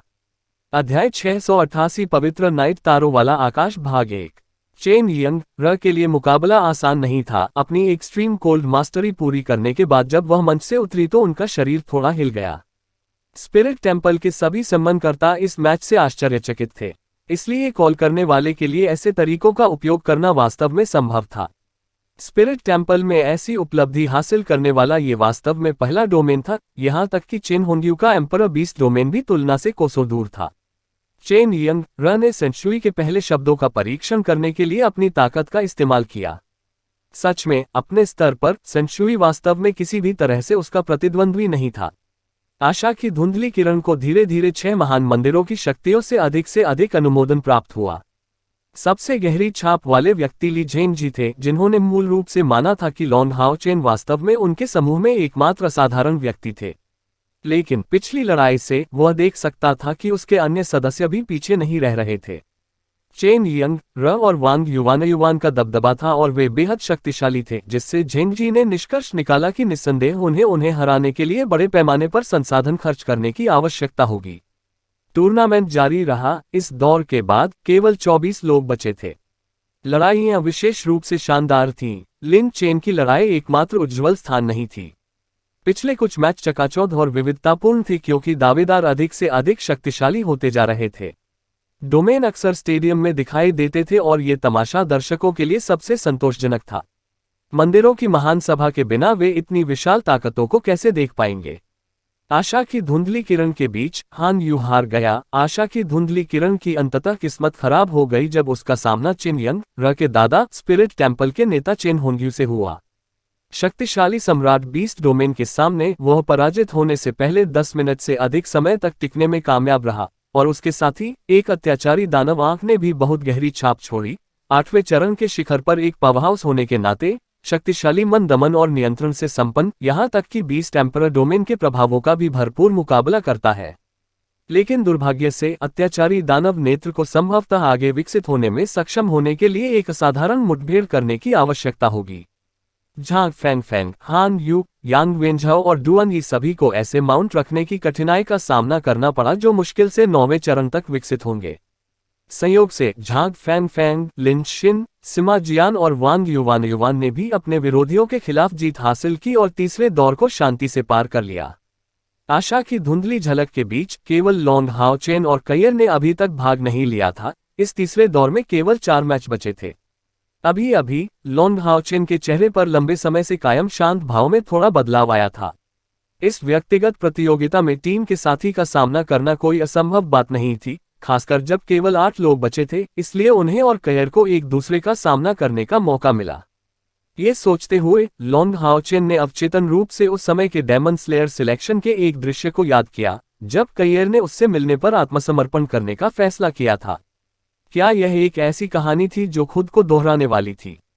अपने पिछले वादों के बारे में सोच रहा हूं, लिन शिन के बारे में कि कैसे वह उस समय कैयर को चेतावनी देना भूल गई थी, जिससे हाल ही में वह घायल हो गई। लॉन्ग हाओ चेन की निगाहें गर्म हो गईं। कैयर का हाथ हल्के से पकड़कर उसने घोषणा की, अगर हम मिले तो इस बार मैं हार मान लूंगा, समझे? कैयर को थोड़ा आश्चर्य हुआ। हाओ चेन, तुम? लॉन्ग हाओ चेन ने उसे देखकर मुस्कुराया। उन वर्षों में तुम स्पष्ट रूप से मुझे हराने में सक्षम थे, फिर भी मैच में हार मानने का विकल्प चुना। मैं आपको इसे क्यों छोड़ने दूं?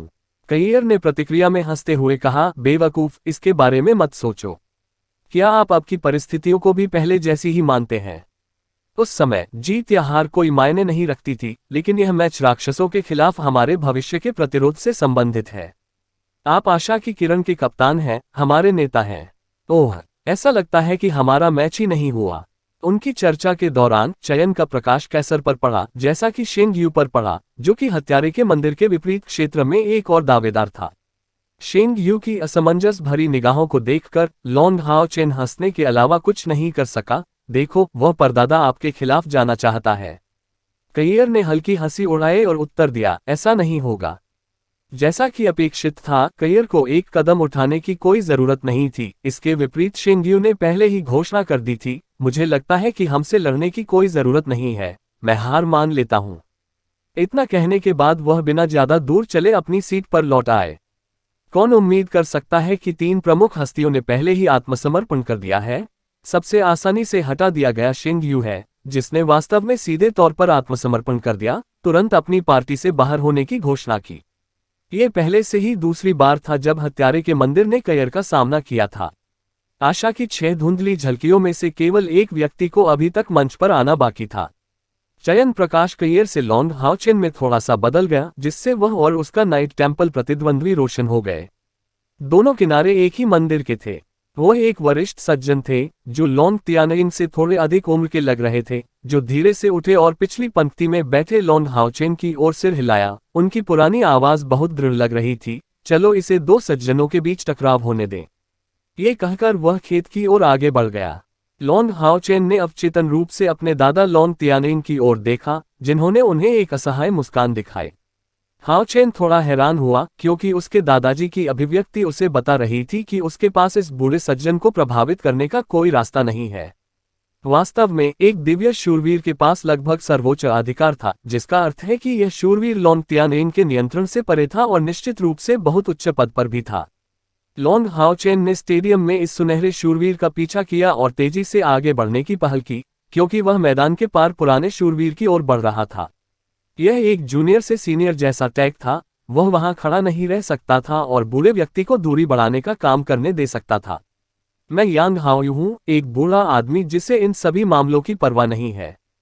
चूंकि हाओहान इस बार नहीं आ सका, इसलिए मैं हमारे यांग परिवार के एकमात्र बच्चे को बचाने और वापस लाने के लिए उसकी ओर से आपको धन्यवाद दे रहा हूं। ये कहते हुए उन्होंने लॉन्ग हाओ चेन को शूरवीर सलामी दी। लॉन्ग हाओ चेन ने अंततः इस बूढ़े व्यक्ति को पहचान लिया। वह वास्तव में यांग हाओहान का भाई था और संभवतः दिखने में बड़ा भाई था। इससे नहीं आश्चर्य है कि उसके दादा भी उसके प्रति इतने विनम्र थे। जल्दी जल्दी मैं औपचारिक रूप से शिष्टाचार लौटाता हूं। यांग हाओयू की स्थिर निगाहें लॉन्ग हाओचेन पर टिकी रहीं। मैंने हाओहान को पहले भी आपका जिक्र करते सुना है। आप सचमुच असाधारण हैं, अपने दादा और पिता से भी आगे हैं। लेकिन आखिरकार आप अभी भी बहुत छोटे हैं। शूरवीरों के मंदिर में कोई आत्मसमर्पण करने वाले शूरवीर नहीं हैं। यदि आप चाहते हैं कि मैं आपको पूरी तरह से स्वीकार कर लूं, तो ये सरल है, मुझे हरा दीजिए कृपया। ऐसा कहते हुए ये बूढ़ा सज्जन जोर से चिल्लाया और सुनहरी रोशनी का एक निशान उसकी पीठ पर चमक उठा, जो दो सीधी रेखाओं में विभाजित हो गया और बहुत तेजी से प्रकाश के सुनहरे बादल की तरह दोनों ओर चला गया, जो उनके बीच से होकर गुजरता है और यांग हाओयू को घेर लेता है, उसे घेर लेता है। उसका शरीर, वह शानदार सुनहरी रोशनी उसके शरीर पर फैल गई, जिससे तुरंत उसके पूरे शरीर पर एक सुनहरा कवच बन गया, जैसे उसके हाथों में भारी तलवारों की एक जोड़ी बन गई हो।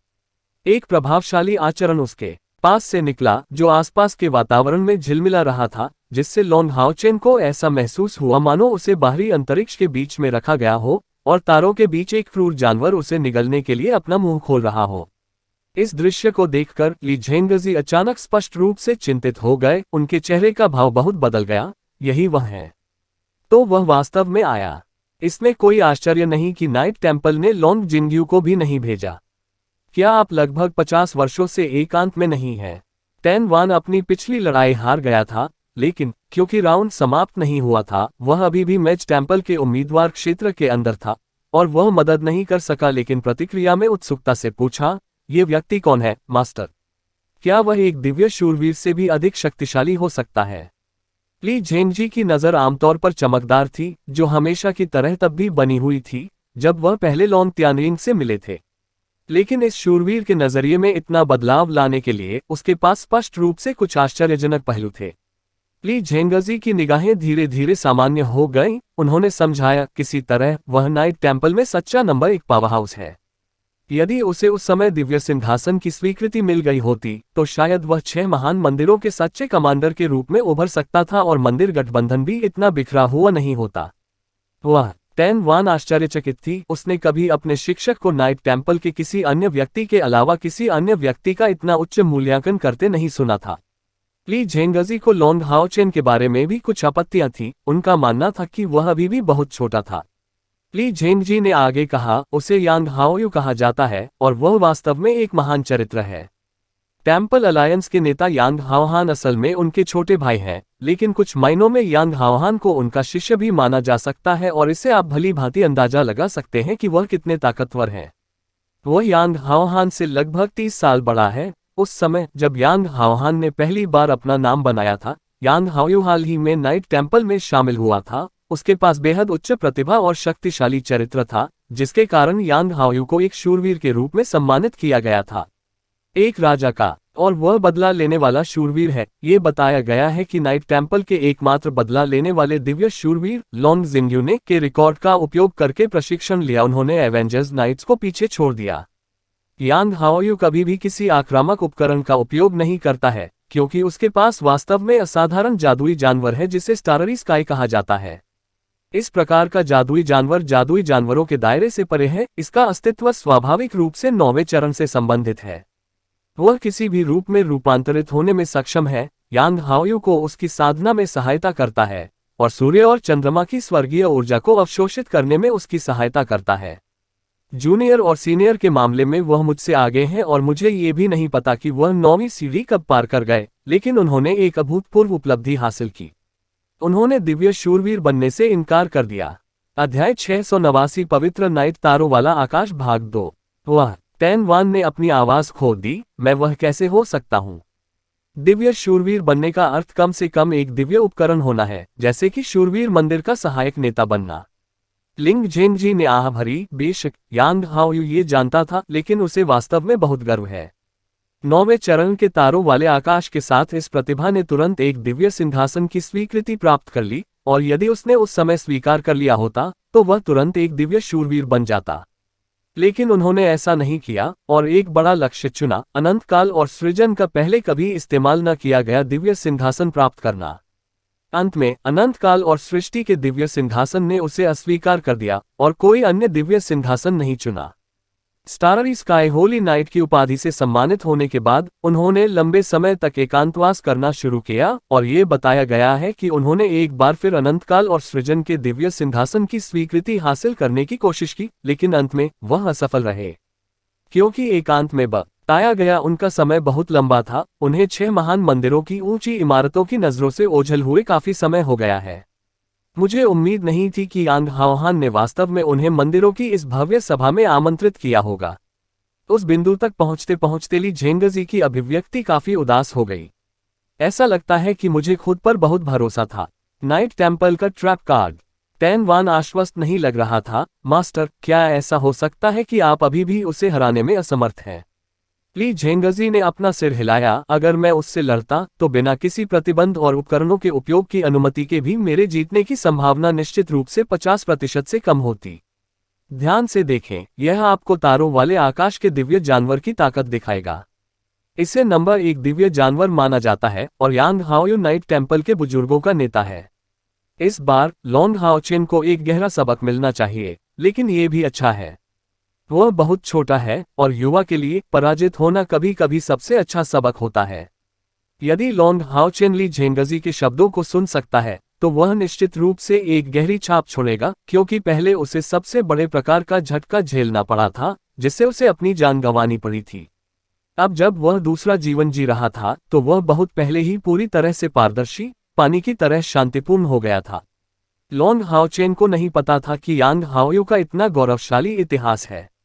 अपने कवच और हथियार को देखकर वह आश्चर्यचकित हुए बिना नहीं रह सका। हालांकि उसकी निगाहें तुरंत सामान्य हो गईं, उसके चारों ओर एक सुनहरा षटकोण दिखाई दिया।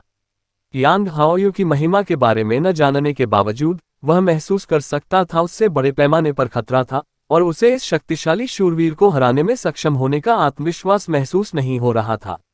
लॉन्ग हाओचेन के सामने प्रकाश का शतभुज दूधिया था, सुनहरे रंग में चमक रहा था और धीरे धीरे बहुरंगी आभामंडल की रेखाएं खींच रहा था। बहुरंगी रोशनी एक विशेष क्षेत्र का प्रतीक है, एक ऐसा अस्तित्व जो किसी न किसी तरह से दैवीय उपकरणों के बराबर है। तुरंत लॉन्ग हाओचेन के सामने एक लंबी आकृति दिखाई दी जिसकी लंबाई 4 मीटर और ऊंचाई 2 मीटर से अधिक थी। इसके दोनों किनारों पर विशाल पंखों की एक जोड़ी फैली हुई थी और यह पूरी तरह से चमकदार सुनहरे रंग में रंगा हुआ था। उसके सिर के ऊपर का एकल सींग इंद्रधनुष के 7 रंगों में रंगा हुआ था और जैसे ही वह प्रकट हुआ, प्रकाश की एक किरण ने पूरे स्टेडियम को घेर लिया, जिससे उसके शरीर के चारों ओर घूमने वाली बहुरंगी रोशनी दिखाई देने लगी। तारों की रोशनी के जो कण मूल रूप से हवा में दिखाई दिए थे, वे इस बहुरंगी प्रभामंडल की सीमा में बिखर गए। दिव्य गेंडा। यांग हाओयू जादुई जानवर को लॉन्ग हाओचेन के सामने खड़ा देखकर आश्चर्यचकित रह गया। किंवदंतियों में कुछ जादुई जानवरों को शूरवीरों के इष्टतम घुड़सवारों के रूप में जाना जाता था और ऐसे घुड़सवारों वाले शूरवीरों को एक विशेष नाम दिया गया था। सबसे पहले नंबर 1 पर divine joint dragon rider knights थे, उसके बाद डिवाइन यूनिकॉर्न राइडर नाइट्स थे, उसके बाद सभी प्रकार के ड्रैगन राइडर नाइट्स थे। डिवाइन यूनिकॉर्न्स को एक शूरवीर को दिए गए भारी प्रोत्साहन और गौरव के लिए नंबर 2 स्थान दिया गया था।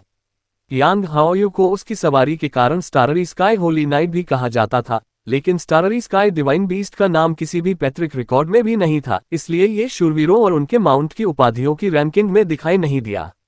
इसकी महान शक्ति के कारण इसे बाद में उनकी रैंकिंग में जोड़ा गया, लेकिन लॉन्ग हाओचेन की डिवाइन यूनिकॉर्न रैंकिंग में सही मायने में दूसरी रैंक थी। दिव्य यूनिकॉर्न की पीठ पर बैठने के लिए लॉन्ग हाओचेन की आकृति चमक उठी। तुरंत बाद वाले ने एक बहुरंगी प्रभामंडल बिखेर दिया, जिससे उसका शरीर इन रंगों में बदल गया, साथ ही लॉन्ग हाओचेन की आकृति भी धुंधली हो गई। प्राचीन काल में एक किंवदंती थी कि लड़कियों के लिए आदर्श प्रेमी कोई ऐसा व्यक्ति होता था जो सुनहरे पवित्र कवच पहनकर बहुरंगी बादलों के बीच से गुजर सके।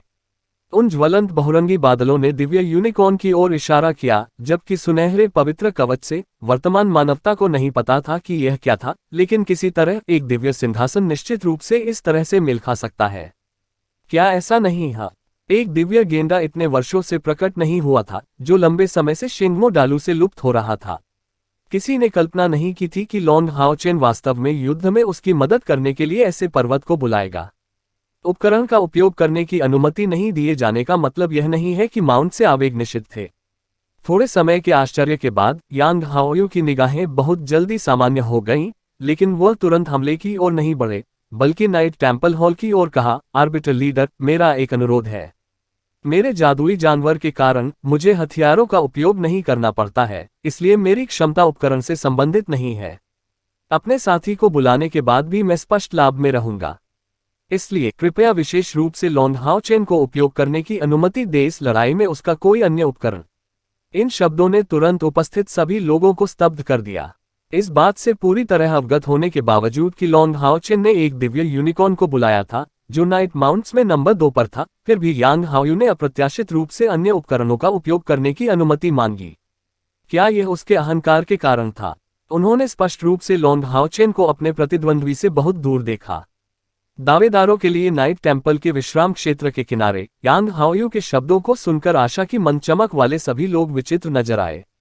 लिन शिन टिप्पणी करने से खुद को नहीं रोक सके, क्या ये बूढ़ा सज्जन बहुत भरोसेमंद नहीं है? क्या ऐसा हो सकता है कि उसने बॉस का लाइट गॉड्स डोमेन नहीं देखा हो? लॉन्ग तियानिंग ने उस पर नजर डाली और हल्के से कहा, युवाओं का आत्मविश्वासी होना अच्छी बात है, लेकिन उन्हें अहंकार में अंधा नहीं होना चाहिए।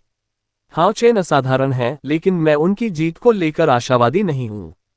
उन सभी को पता होना चाहिए कि 50 साल पहले भाई यांग को स्टाररी स्काई होली नाइट के रूप में जाना जाता था, जिसकी प्रसिद्धि चेन जिडियन के बराबर थी, और हालांकि वह एक दिव्य नाइट नहीं था, फिर भी वह नाइट टेम्पल का नंबर 1 पावर हाउस था। यदि यह मंदिरों की भव्य सभा के अधिक महत्व के लिए नहीं होता, तो हमने भाई यांग को लड़ाई में कदम उठाने के लिए नहीं कहा होता। हाओ चेन के पिता, मेरा बेटा लॉन्ग जिंगयू, भाई यांग द्वारा छोड़े गए रिकॉर्ड से सर्वश्रेष्ठ सीखने के लिए केवल एक अनुयायी है। लॉन्ग तियानिंग को ये कहते हुए सुनकर डिम ग्लिमर ऑफ होप के सभी सदस्यों को लगा कि लॉन्ग हाओ चेन वास्तव में एक शक्तिशाली अस्तित्व का सामना कर रहा है। एक डिवाइन नाइट अपने पीछे छोड़े गए रिकॉर्ड का उपयोग करने वाला एक अनुयायी मात्र था, और यहां तक कि उसका अस्तित्व महान चेन जिडियन से भी अधिक मजबूत था। बॉस कितना भाग्यशाली है। लॉन्ग तियानिंग शांति से, मुझे आपको ये बताने में कोई हिचकिचाहट नहीं है कि भले ही मुझे ये भी यकीन नहीं है कि ली झेंगजी अपनी सीमा को सफलतापूर्वक तोड़ने में कामयाब रहे या नहीं, ली झेंगजी से पहले केवल एक ही व्यक्ति है जो 9वें चरण की चौथी सीमा को तोड़ने में कामयाब रहा, और वह व्यक्ति ये तारों वाला आकाश पवित्र शूरवीर है। ये सुनकर आशा की मंद किरण के सभी सदस्य फूले नहीं समा रहे थे।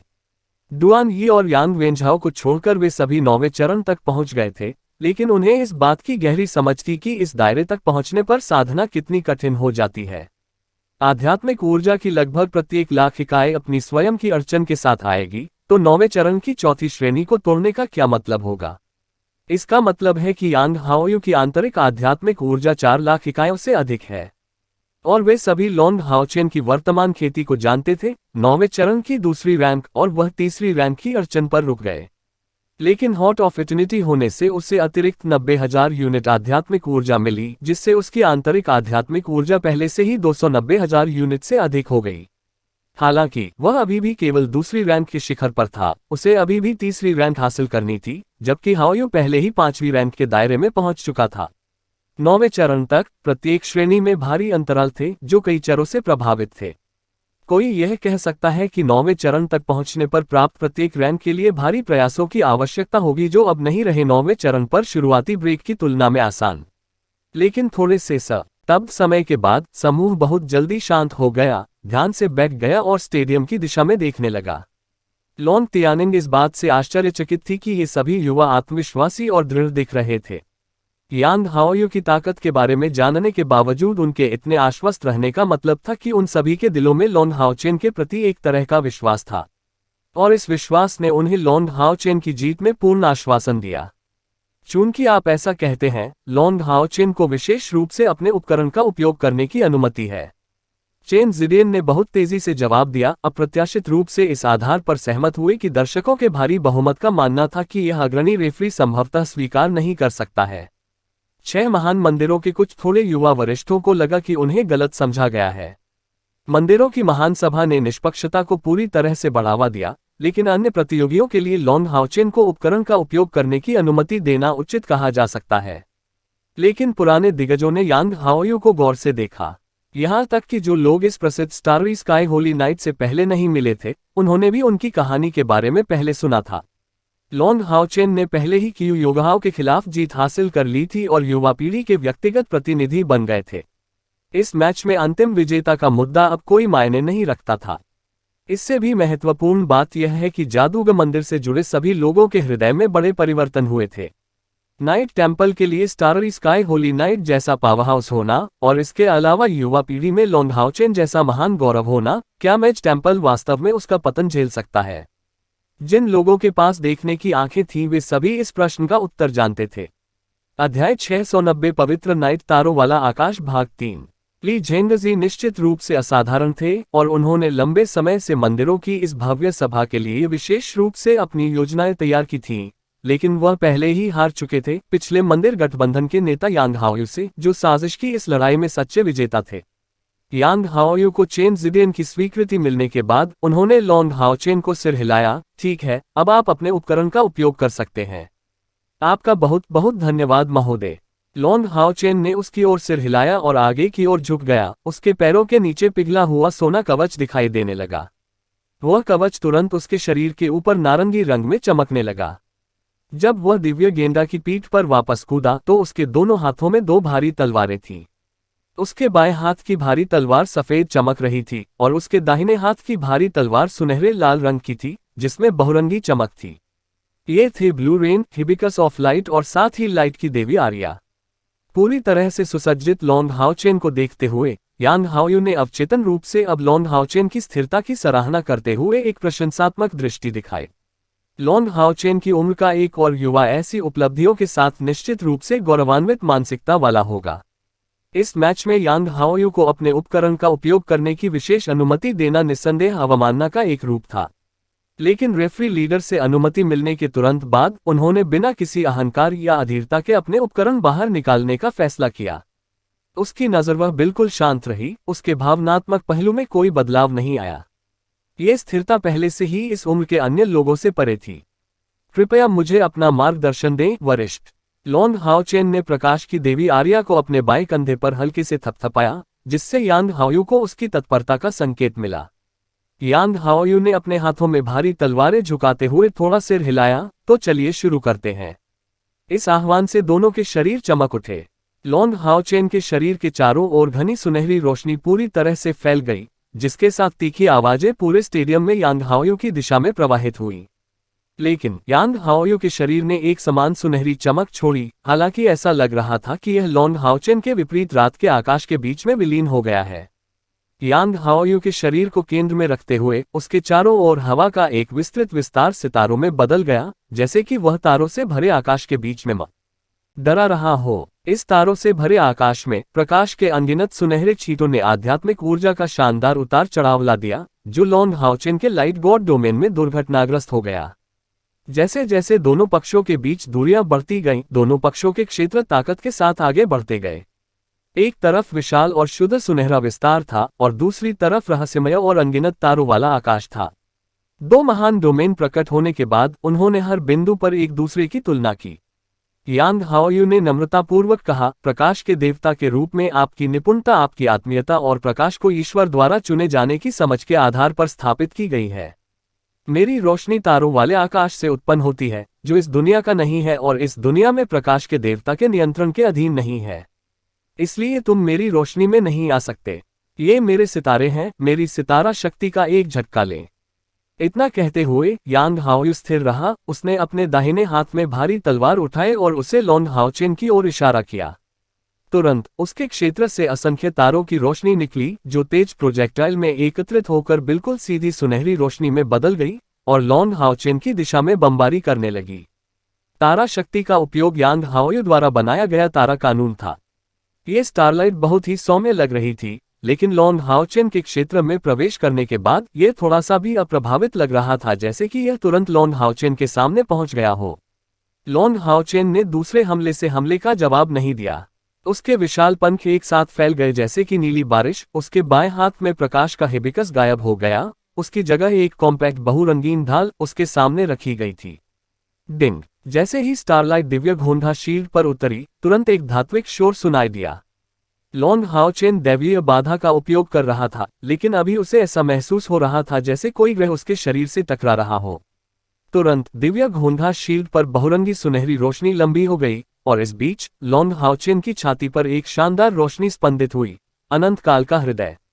कियू योगहाओ के खिलाफ पिछली लड़ाई में लॉन्ग हाओचेन ने दुश्मन को एक मुट्ठी से पीछे हटाने के लिए हॉट ऑफ इटर्निटी पर भरोसा किया था।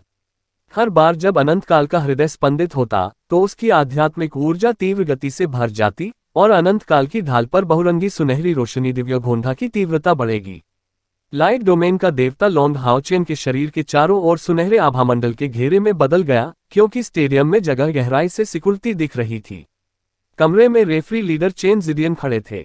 उनके नेतृत्व में सभी रेफरी बैरियर की स्थिरता बनाए रखने के लिए अपनी पूरी ताकत से आध्यात्मिक ऊर्जा उसमें डाल रहे थे।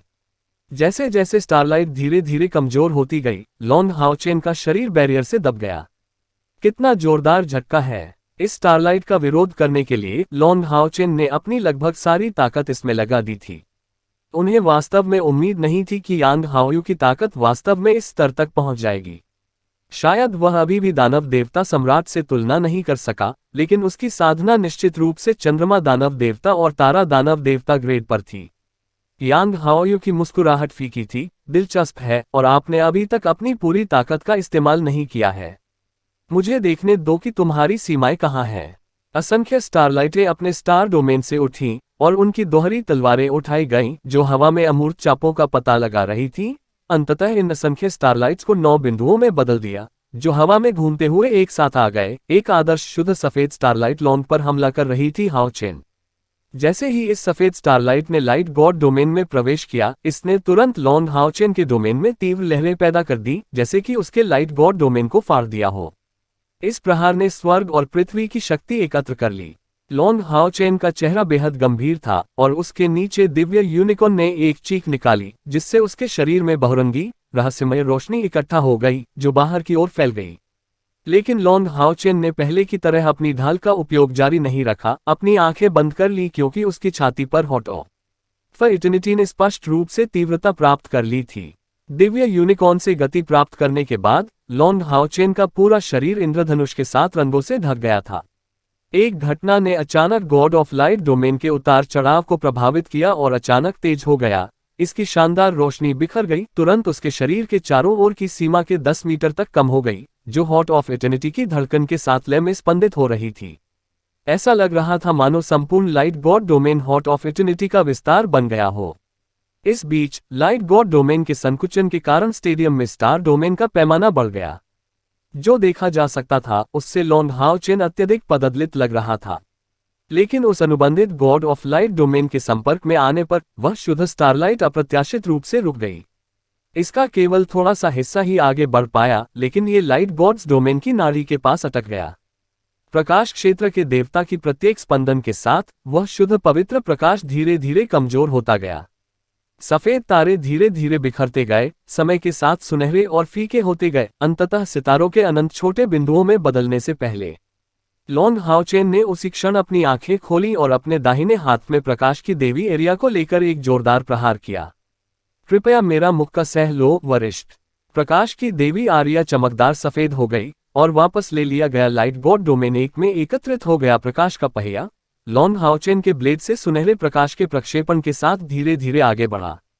यांग हाओयू द्वारा छोड़ा गया पिछला स्टारलाइट हमला एक ही बार में तितर बितर हो गया था और सुनहरी रोशनी के प्रक्षेपण के बाद स्टारलाइट निर्देशित हुई। ये धीरे धीरे सफेद होने की प्रक्रिया में रंग बदलते हुए आगे उड़ती रही।